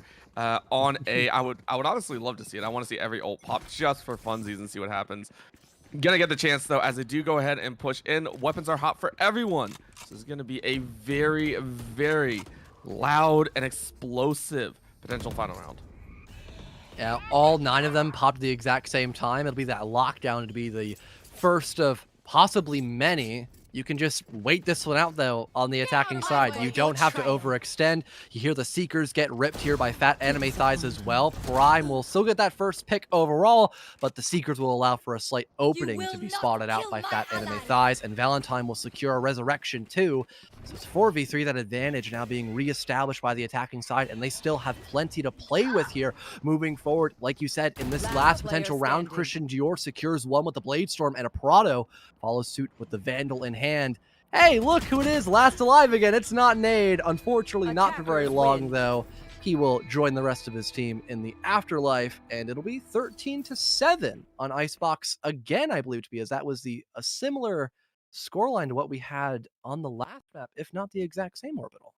Yeah, I think it was the exact same. Hopefully we are correct there, or else we'll look like right fools, as they say. But again, congratulations to Team Valentine for taking that map home. Team Chamomile will have to look at map 2 to see if they can come back in this best of 3 series. We'll go ahead, go to a very short break, ensure that the players are set, and see if they're ready for the next set. Please don't go anywhere. The Premier GG Content Creator Charity Cup. We'll be right back.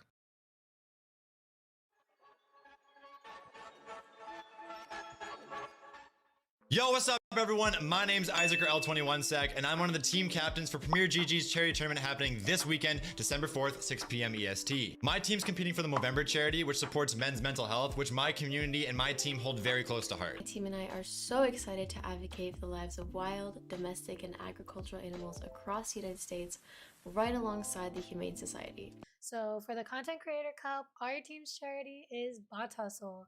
Bot Hustle is a non-profit organization that donates money and used shoes to kids in need in the Philippines. Yo, I'm Serge. I'm a team captain for Premier DG, and I decided to compete for the St. Jude's Children's Hospital. The charity that we're playing for is the Sick Kids Children Hospital. As the name suggests, it's a hospital that's dedicated to treating sick children. And on top of that, every single year they invest hundreds of $millions into child health research. Me and my team are going to be playing for the Native American Relief Fund. It was founded in 1970 and provides legal assistance to Indian tribes, communities, and individuals nationwide. We're super excited to play, and we can't wait to see you there.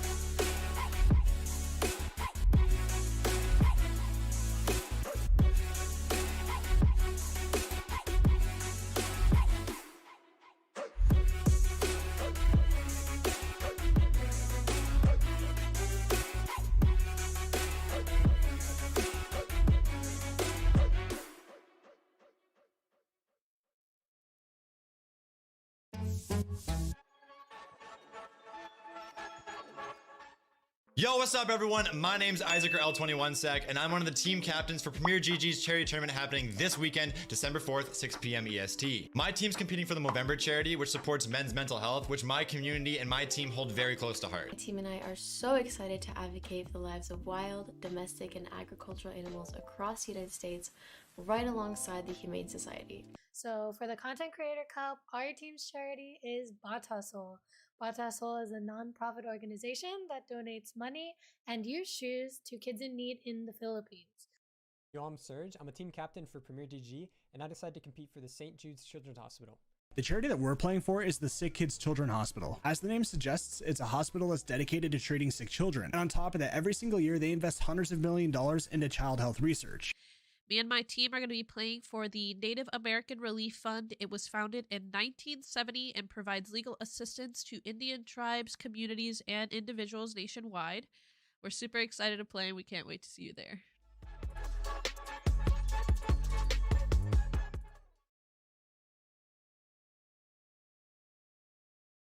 Of this grand finals between Team Valentine and Team Chamomile. It was a fantastic game number one for Team Valentine as they came out victorious 13-7. Now we go ahead and move over to Ascent. But fellow, there is something that we definitely have to talk about for this charity stream. Would you like to mention it? Well, Aprado did mention that if their team was able to win, then, you know, he might match the prize pool here for an extra $250 US. So I'm only expecting that to go to charity. So that would be honestly massive. And, you know, as casters, we are never biased to any kind of outcome. But that might, you know, that might thicken the waters here just a little bit. And also thicken the plot too, might add, because now you might want Aprado and the rest of their ragtag team to secure this win in a quick 2-0 fashion to make sure that they can guarantee a little extra money going to some people or perhaps pets in need, as it is the Humane Society that Valentine is actually going to be giving their money towards charity. Yeah. And if you would like to watch that explode upwards, remember, we are continuously taking those donations up until the end of the broadcast. So any donations that you send over to Premier GG here on Twitch, it will go straight to charity there. So please go ahead, keep donating. If you also want to watch a proto pay even more and more, that's always fun. But we are getting underway into Ascent. This will be our second map of the evening, and it will be Team Valentine once again on the defensive to kick things off with Team Chamomile on the attack. Yeah, and I'm trying to get a relatively decent read about these lineups. I'm a little upset, Orbital. I'm not going to lie. There's no funny Yoru pick. There's no Chamber on the board. And a more meta pick that is also upsetting that we don't have on the board is also the KO, because this is probably his best map to bring in a competitive atmosphere. He's great at just completely denying out specific pushes if you rely heavily on those stuns, in particular, something like those Rain Leers, maybe some intel being gathered by those recon bolts, or basically all of the Killjoy / Astra util, as those are great for either setting up a plant position in the post or before that actually comes into fruition. So again, a little upsetting, but you know, I can't be that upset. We've had a pretty phenomenal night despite that minor hiccup I was talking about with no KO. I mean, you still sounded, you know, pretty upset, but, you know, we'll let that one slide there. We'll go ahead Fair. and keep moving through. Again, a little bit of a peek with the Owl Drone, though, spawning out the poor Sage right there in mid. Going to take a little bit of a recon bolt further through, and around the corner they go, but Valentine still wins it. Dior is going to take down one, and Valentine takes out two in that mid. Proto is going to take one bullet to the head, and is going to fall here. Follow through with two more alive on Team Chamomile's side. And Prime will fall as Valentine claims 3. Well, it almost seems like they're a little more motivated now after after it was Aprado really upping the ante. Unfortunately, they weren't able to find any picks. Valentine, though, with 3 right around the middle area, and the rest of their team, Christian, Dior, and Taff in particular, to clean that one up will give them their first round win. They've been very effective overall on these pistol / SMG rounds. So it's not that shocking that after the third match we've got to see them play, that pattern will not deviate in the slightest. So again, just great stuff by Valentine overall. Yeah. This was, again, a phenomenal start to have. And I want to point out, Valentine pulled that off after being stuck in the corner This was not, hey, I peeked out, got 3 random headshots. It was, I was getting buckled. There were 3 members coming at me, and I took them out. So that was a phenomenal pistol play to kick things off. And it's actually happening again here as Valentine is still stuck in the same corner with a little bit heavier firepower. And a nice little shock there is going to slow down Rui. Can they get a bit more, though? Jumping shots is going to be Valentine saying, stop jumping. Stop hiding behind the wall, please. That is not where you want to be. And double smokes here are going to be laid up along that catwalk side.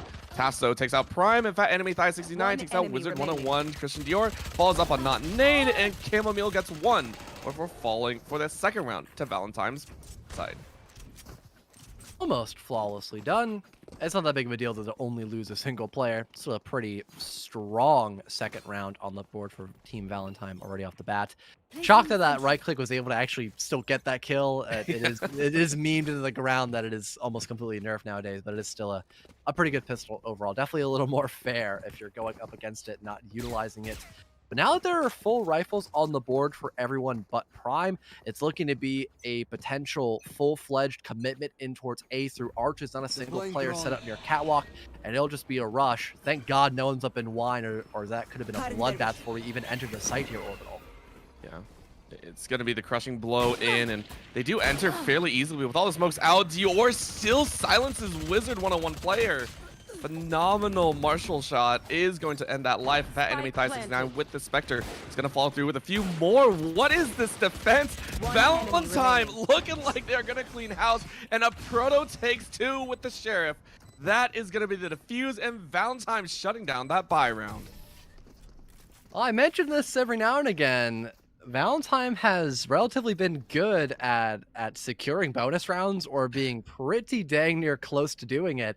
And despite the early aggression, it was completely halted by the defensive side of Valentine. They remained stalwart on that defense inside of A, and there just wasn't much that the attacking side can do, unfortunately. And, you know, I know that Kale in particular, she had a little bit of bias towards them, and I'm not going to lie, they've been that true underdog storyline.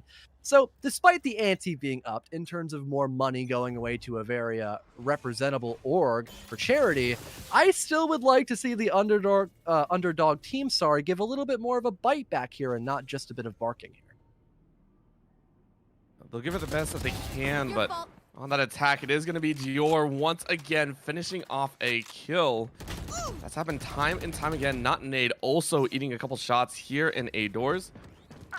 So far slowing down a little bit as Rui is able to take 1 in mid. I think that's going to be the first time that Rui has actually won that mid lane battle, as we see another death. A Proto and Fat Enemy Thighs 69. Thighs with 69 with 2, and a Proto with 2 as well. Still, round 4 Team Valentine as they move to 4-0. Yeah, these thighs must be choking, you know, us up in the casting booth and also the opponents here. It's getting hard for us to talk and hard for Chamomile's team to win a couple of rounds here. Apparently their bark is worse than their bite as the underdogs currently. Hoping that can change, though. Sometimes things can be quite lopsided on Ascent. I can't quite recall if it normally favors the defenders or the attackers. I feel like it depends more on lineups and how you play as a team. But overall, Valentine has been favoring that attacking side a little bit more, especially on Icebox. So having them so dominating here on this defensive first half is definitely very concerning here for Team Chamomile, but at least they'll get this first blood on round number 5 Orbital. I think that was one of the more important ones, as well, as Valentine has actually stuck there for all 5 rounds so far, thrown up the Sage wall and tried to keep them from pressuring in mid. So that early pick was very, very important as Dior fights off 2, loses to 1, but is able to take 1 with, and Fat Enemy Thighs 69 was able to take 1 as well. So this is 3-on-3 attempt with a spike down. Nice pick by Wizard 101 player. Yeah, not having an intel despite the guiding light coming in through and fully blinding out the Jet. A little bit of an unfortunate series there. There will be a trade by Taps. Chamomile silences their doppelganger, though. That'll bring back the man advantage here. Potential post plant could come in through. A Prado from behind, though, will eliminate the player inside of Tree. Down goes Chamomile. At least the spike is still there. It's a massive clutch by a Prado. They sure as hell want this extra 250 to go their way, and they'll even pick up the operator at the last few seconds there of that excess time. Things are just getting better and better as we continue into this matchup here on Ascent. I mean, the question here really, Orbital, is can Chamomile bring this one back? Because even when they find that first initial pick and eliminate players like Valentine, who could have utilized that res earlier in the round, and they still end up losing out that bout, it's definitely very concerning, at least in my eyes here. I agree. Like, I have to agree there. And I think a reason that we're talking about that, not just because Valentine are... Oh my gosh, Dior. Dior, we're trying to explain stuff here. You can't do that to them. That's going to be the Cosmic Delay going down, and a Proto again mows him down. Just a straight flush straight down the alleyway, and Chamomile gets a Proto. Still, 4v2, making a 3v2. Chasing into the dark doesn't always help, and Chamomile's not going to throw down the turret. Onto the site they go. Two-person defense, as it will be the Sage Resurrection, only ultimate available here for this B site. What can they do? With that Judge, be a big element of surprise. Resurrection will be confirmed. There goes the Judge, though. That will equalize now.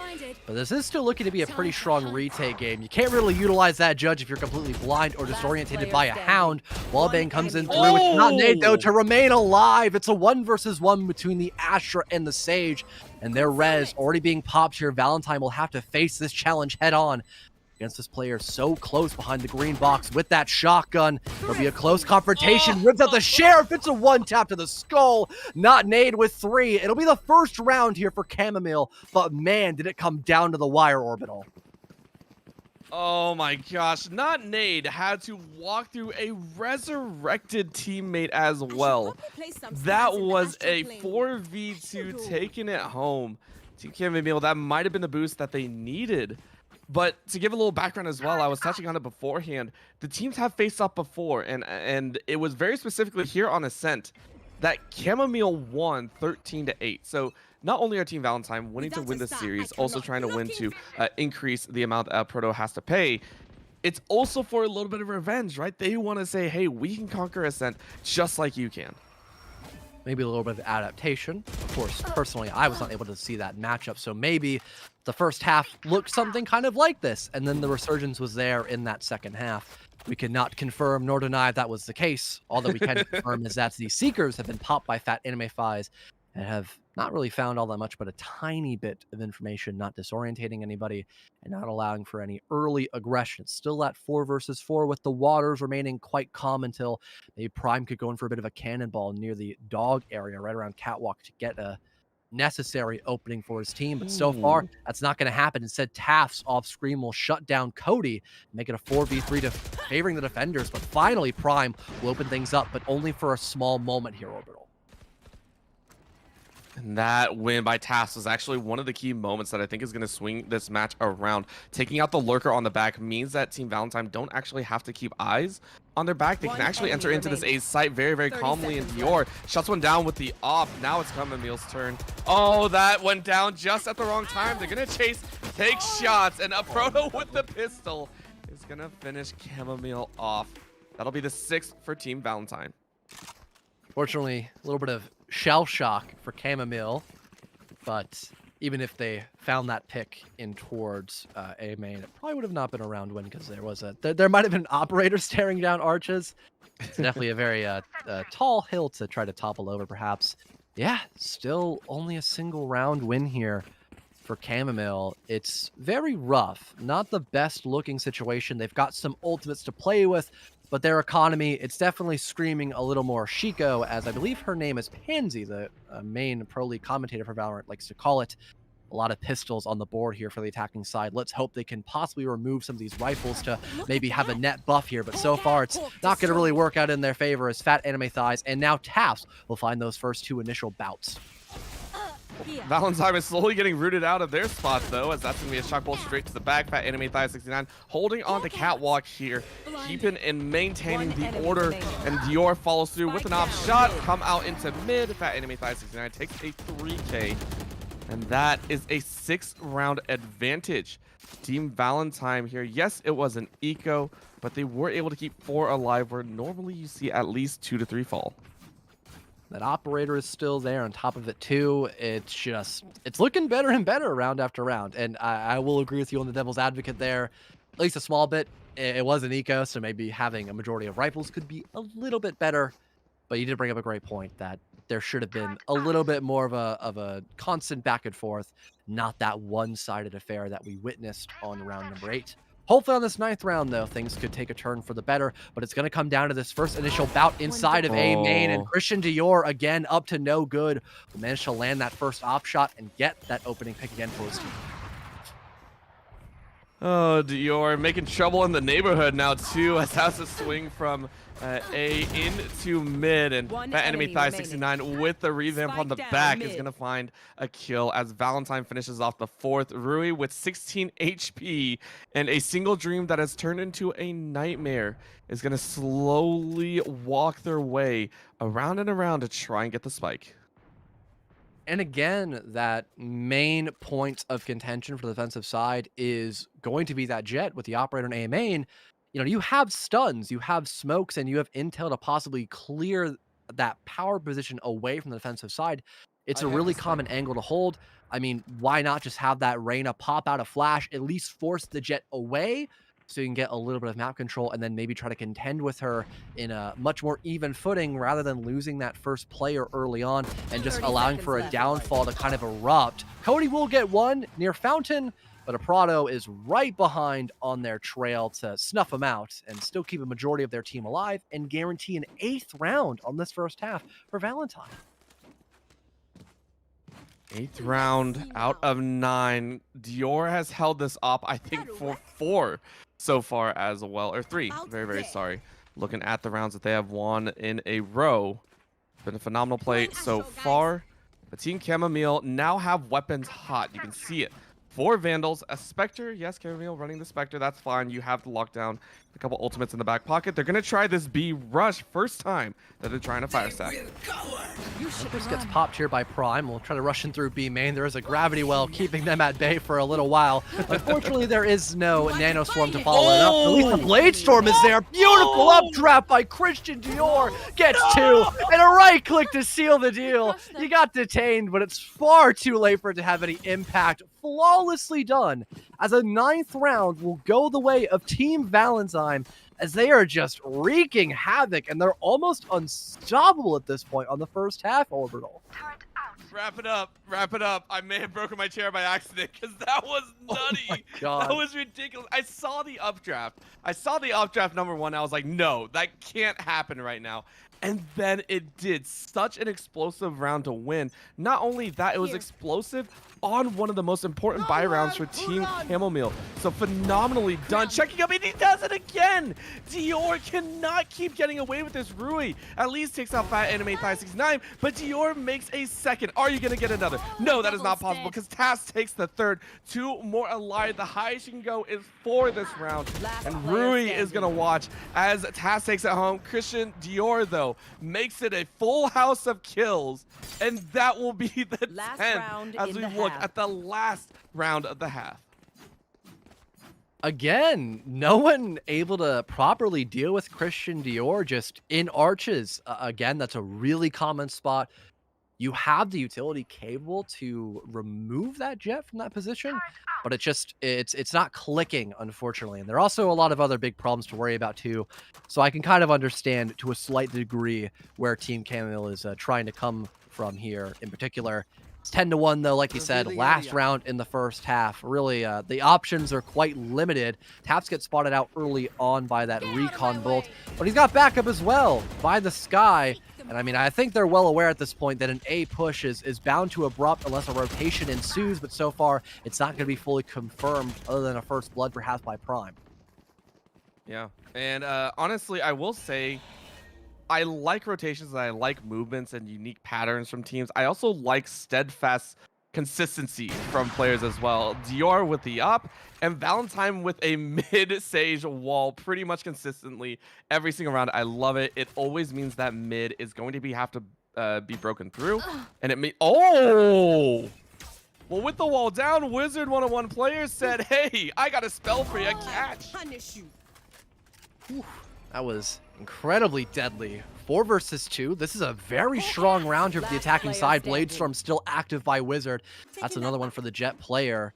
So Prado now on the back burner for once. We haven't seen it all that often in this first half, Orbital, but now things are looking quite top-notch. The Jet will overextend a little too much, not have anyone to trade in the nick of time. But Prado could be given a second opportunity here to maybe bring this one back. They've got a Cosmic Divide as well. They could maybe get frisky and try to keep a majority of these attackers at bay. They're all in hell, but fortunately will go for the quick drop and just gets caught with his pants down, essentially, at that point. A great half indeed for Valentine, and at least the sportsmanship was there by Camille as well. Yeah, this is going to be one for the ages as Team Camille are able to bring it back. The good halves have been said, but it's right into that next set of combat. Keep in mind, once again, Team Camille were able to win their initial matchup against Team Valentine in a 13-8. And at this point, Team Valentine are looking like they're going to get the revenge and need an even more one-sided match. And Team Camille are going to have to be ready for this. So we do see a 5-stack a little bit late with that spike tassels running up behind. Looks like it's going to be a flush over to A. Maybe going for that orb. Possibly. The Recon Bolt will give some vital intel too. Wizard with that Sheriff is get a very important pick for Team Camille. Will run through the Astra Nebula to find a second and dash away too. Uses the Tailwind almost perfectly, and a Shock Bolt will manage to keep Wizard at a very fair distance so they can fully fall back and now play to deny this potential push coming in through. A Trailblazer will get popped, but is not going to secure anything but a small hint of information being gathered here. Fat Anime Thighs will go for the lever here, spot out Rui. Down goes Cody. A right click pops in through, and Wizard 1-1 is off the board as well. This is massive. All of a sudden, the push into sight has been done seamlessly by the attack, and all of a sudden, the back burner has been gifted yet again to the defensive side. Camille falls down as well. It's not Nade, the 1vx player we've seen constantly in this matchup to secure one, but is only going to be good for that single pick. Fat Anime Thighs with their third will make it 11-2. This is not looking great for Team Camille, Orbital. No, it is not, but it's looking great for Valentine. They are one away from match point, and they have the weapons, so they're forcing out a buy. And this is the one of two options that you can take as a team here into those initial rounds, right? Team Camille, you can either buy in the second and then have a half-hearted buy in the third as well if you lose. But they're hoping to put a stop here. They are laying all their eggs in this basket of I want to say mismatched weapons. We have a Judge, 2 Spectres. I believe that's a Stinger, and then the Marshal. It's such a convoluted set of weapons that you are praying makes something happen. The key word here really is sporadic, and I'm shocked that actually the Asher was not playing up in heaven maybe. Prime will get that first initial pick, and finally through the Nebula. Wizard will eventually get one on towards Valentine. You may have A control, but it's only a matter of time before that retake will actually finally appear its ugly head for the attacking side. Christian Dior almost meets his maker early on here. The retake finally coming in through. There is a bit of a trade game, though, between these two teams, and it's all up to Fat Anime Thighs. Try to secure match point, but Prime springs up and finds their third, a hook, line, and sinker, as it'll be a desperate but also necessary round win here for Camille, just to make sure they have a little bit more room to breathe, but not that much in all honesty. You know, I think Team Camille right there took the term spray and pray a little bit too literally. I don't think I've ever thought that Spectres could run out of ammo with how much they shot. I think some of them may have emptied all the clips. It was very, very nicely done, and I think it was necessary. At that point, they are going for the spray and pray pattern, right? You can even see it here, picking up double judges now, not Nate and Ruri running those. They're going for close quarters combat, and I actually really like this. Saying, hey, look, we're just going to go straight up in your face. We don't really have any other options, and we're just going to take this fight to the point where you have to win on that first click. You have to be faster on the trigger, or our weapons will overpower you. Ooh, and this could be the first initial gunfight overall. There's a cloudburst in the way of Anime Thighs, but they still get aggressive, despite the weapon differential. I mean, I like to call the Sheriff from time to time that pocket operator because it can still deal a massive amount of damage, but sadly, it's only been anime, not Amine Thighs to get any bit of damage dealt towards the defensive side. Recon Bolt will spot out a Prado. It's a second now for Anime Thighs. Both the Sky and Astra are located near mid and in a fountain area, and they could try to possibly wrap around in towards tree. It's going to be that Astra up close and personal of not Nade with the Judge. might be waiting to deal a little bit of damage of their own, perhaps, if this push into A fully comes through the door part of the map. But it might actually be a glass rotation through the attack. But there's a second judge at the Weddy, and Rui will manage to find that first and a second overall. It's close, but it works out just fine. You've got a shotgun for that situation. It'll be 4-11 now, with Chamomile slowly trudging their way back, but the key word there is slowly. The main point is that they're winning these rounds with an extra one to spare in the back, right? Team Valentine are not on 12 rounds. They're not on match point. The gamble that Team Chamomile played in that second round of the half paid off big, and they are benefiting from it very, very well. The problem comes this round, right? Full weapons hot for Valentine. We know what they can do with the weapons hot, and it's looking a little bit rough because Chamomile is still sitting with that SMG. So we'll see who gets the first picks. Again, a little bit slower for Valentine here on A. Wondering how well the ultimates could possibly utilize here on this round, because that enemy thighs was able to do enough to secure those seekers at least. That could be great for just gathering some information. If you get at least that first pick, then almost immediately pop a seekers. That could work out for you here, especially since it's a bit of a divided defense here, to make sure that all the eggs are not in one basket here for the defensive side of Team Chamomile. But with there being plenty of time and a little bit of insecurities here by Valentine, they're going to opt to go for a bit of a rotation here. Prime trying to utilize that Lear to shut down Christian Dior will not be quick enough on the draw or the rotation. Cody's there to find a refrag. But I mean, this is still any team's game at that point. Really, no one in the lead or behind in any manner order. The chance of the rotate here. So for the first time, Valentine are actually conceding a side. And that kind of surprises me, right? We normally when we see them attack, it's very straightforward. It's either we go mid and then rotate into a site, or we try and go straight towards a site. For the first time, they're hard rotating out on their attacking side, and it's going to be met by stalwart defense. Yep. Cloudburst being deployed here just to deny a couple of sight lines here. Wizard 101 is deep inside of B, not directly inside of boats. Here comes Cody from behind, though. Chamomile follows up with one as well to deny Dior of any more success. Nano Swarm comes in through. Valentine is just getting collapsed upon by this defensive hold deep in B, leaving it all up to taps. Not a lot of time to play around either. It's a fourth for Cody, or Rui, however you want to pronounce their name, to make it 5 rounds here for Chamomile. They are slowly and definitely surely making this comeback. But at any given moment, 2 quick and decisive wins on the opposing side will completely end this best-of-3 series, as we are technically on series point here. Yeah. This is the best way to look at things, right? Especially for those that maybe are tuning in, want to see what your favorite content creator is kind of up to.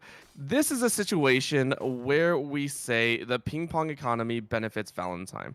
Valentine currently, every other round, should have enough to purchase a full set of equipment, whereas Dior says, I always have equipment on my hands, as that is a Blade Storm being used.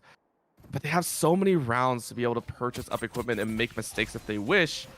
And Dior, unfortunately, misses a majority of the knives. Only has one left for the reset. Doesn't land it. Yeah, it doesn't land it. At least gets the right click, though. So down goes Prime. You can now pick up the weapon off that dead corpse of Reyna. Wizard 101 will get rid of the Sky player here, but Christian Dior, utilizing that rifle quite effectively early on, will get rid of Wizard 101 player and allow for a bit more time to think about how they want to approach on this round. There's a lot of util stacked up near B, so maybe the best point of contention could be going around towards A main and getting control of that A site, but also establishing some control near tree to make sure this Asher player is not unchecked, not nade with 2. Taps will finally shut them down. The damage most certainly already being done, though, and now a lot of time being spent here to try to figure out how the attacking side of Valentine wants to set up for this post plant, but eventually it comes in through, and with Christian Dior securing their third, it forces Chamomile in this 1 versus X. Can they do it? Can she bring this one back for her team to make sure match point is no longer on the board, or will it be a 10th round win for the attacking side? It's definitely possible for either team. That turret gets popped, but both attackers are stacked up underneath in hell. Chamomile spots out the first, but there's a quick trade by Taps. It'll be match point and series point here for Team Valentine, but can they win this last round to seal the deal, Orbital? They have what it takes. That's all I'm going to say here, right? They have what it takes. They have their own lockdown. They have their own seekers. They have their own cosmic divide. Team Chamomile running on fumes here. Wizard 101 player betting it all with a Marshall. Valentine set for another A attempt. And if they call it right, this default setup by Team Chamomile may not be able to withstand their onslaught. Potential final round and final game of the series. Coming here live, Team Valentine versus Team Chamomile. Yep. No initial shot getting rung out just yet. That at least secures or finds a pick on anyone. Lockdown comes through in unison with those Seekers. The gravity well will be popped just to burn through some time here, but that's not going to stop this gunfire from coming in through. Christian Dior with the first. Prime will follow up though on towards Valentine. Plant could go down in the next few seconds. Spike being confirmed. Empress in the background gets popped as well, though. Just to commit to this retake a little more effectively, Cody strikes onto Christian Dior, the MVP considered in most eyes. In the background, that Blade Storm is utilized off screen too. Things completely evened up as a Prado annihilates Prime. Ooh. But here comes Cody and Wizard at the end. They don't have to worry about anyone left on the board. They're all dead to rights, and they have plenty of time left to get that diffuser down. Will still be in ascent for a little while longer, as it'll be 6-12 and not 13-5, with Chamomile still clawing away at that round differential. I mean, and that was Wizard 101 player, right? That was just straight up the jet difference that can come out. That Blade Storm is so potent. You saw, I think it was 3 or maybe only 2 there, but it was enough, right? It was a clear from mid to a connector. It was a phenomenal play to lock down that angle, which gave the rest of Team Chamomile the opportunity to check under rafters. So hopefully we get to see a few more. Christian Dior 1 away from getting that orb as well. And I mean, that could be the final nail in the coffin. Yeah, he's been a really big impact player overall. We'll pop it early, as you can't do much with the classic in comparison to a Blade Storm. So maybe this early aggression, which has for the most part been favoring Team Valentine, could once again be a big deciding factor when pushing in through. Apollo, though, getting a little too aggro, overextends their body. Prime will spot that out pretty early on, but there's Dior in the background. That Blade Storm being popped so early on because that ultimate orb being picked up will net a refrag here and spot out a slight opening in towards A, but the only thing they now need to worry about is going to be that potential retake game yet again, which has been quite strong by the defense. Flank being denied, though, by Fat Anime Thighs. Brilliant shot landed with that Sheriff. An opening, though, is found but not connected. That's huge for the attacking side, and they wrap it up. Christian Dior with 3. Hook, line, and sinker. It's landed perfectly. The 250 will be added to the pot. Overall, it's all going to the Humane Society, as Team Valentine will win out this best of 3 series 2-0, ending it off on Ascent Orbital. I mean, that Christian Dior almost dropping a 30 bomb there. 27 frags in 19 rounds. What a phenomenal showing. What an amazing showing here in the grand finals and throughout the entire tournament. Has really given a huge moment. And of course, now we go ahead and hopefully take a look at some of the other players. I mean, Team Valentine couldn't have been put together without Valentine themselves. So hopefully we get an interview as well with the captain, which will be a lot of fun. But again, fellow, I mean, if we're talking about MVPs here, we got to talk about MVPs. It has to be Christian Dior, right? Oh, yeah. I mean, being able to utilize his ultimate and find a majority of those kills on that round, on top of having plenty of backup. That missed opportunity by not Nade, surely upsetting, but at least Valentine, she was able to spot that one out pretty dang effectively. Overall, a very clean round to end out that matchup 13-6. And I think we're going to wait a... Sorry, that last second of screaming really did a number on my throat there. I think we'll wait a little while for Valentine to actually get ready here. We'll set up that post-game interview with the captain herself of Valentine, and we'll be back in a few short minutes to get that interview ready. Don't go anywhere if you're still interested yet.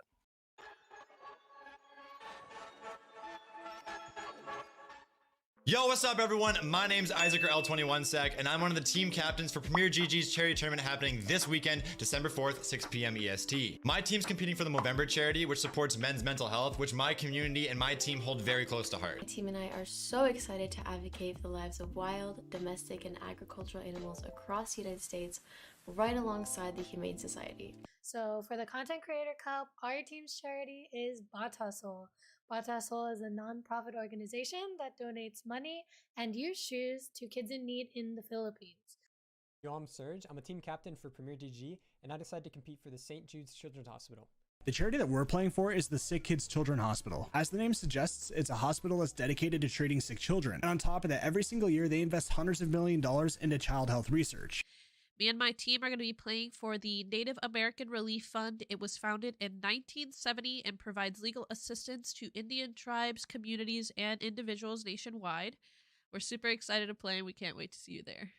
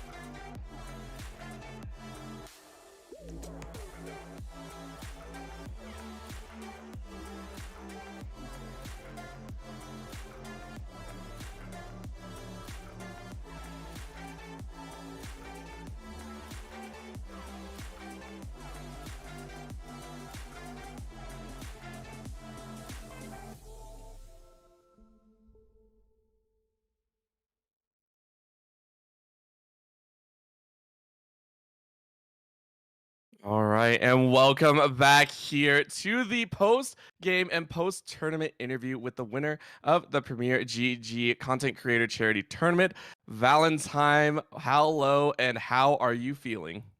Hello, I'm shaking a little bit. I won't lie. Oh my goodness. Well, sorry again. The throat thing is definitely not my best day today. I've been doing a lot in terms of commentary and also just outside stuff. That's on me. But hey, you guys put on a hell of a performance. So I guess there is amped reason for me to be a little bit choked up here with all that action that we just saw. Ensemble question involving all of the brilliant gameplay that we saw from your team, in particular, Team Valentine. Was the fact that a Prado added a little bit of extra ante there by putting in some extra bucks if y'all won that best of 3 series, did that help you guys move forward in that matchup with your heads held up extra high on top of that first map win, or were you guys just already well prepared for playing on Ascent and didn't really mind the extra pressure due to the prize pool being extended, perhaps? I won't lie, we didn't get to practice any games before, but I played a lot Fair. with all of them individually, and so I felt really comfortable with everyone, and I think I trusted a proto to adapt well to my other friends and I, so no worries. All right. Yeah, it's completely understandable. I get that. Just last minute. Oh yeah, let's go hop in the tournament. I mean, that's all. That's totally fair. It is all for fun after all, and for helping out with some really reasonable causes. So, the Humane Society, that is the charity you guys wanted to end up donating to. If y'all ended up winning, you can correct me if I'm wrong, but I believe that is correct because that was put up on the Oh yeah, Google sheet earlier on. What was the main driving factor of out of all the charities, that being the one you guys actually wanted to give away this money to? I just everyone in our team just really, really loves animals, and I especially have volunteered previously, so I just have a big heart for that, and they let me choose kind of, and I figured they would all be on board with it.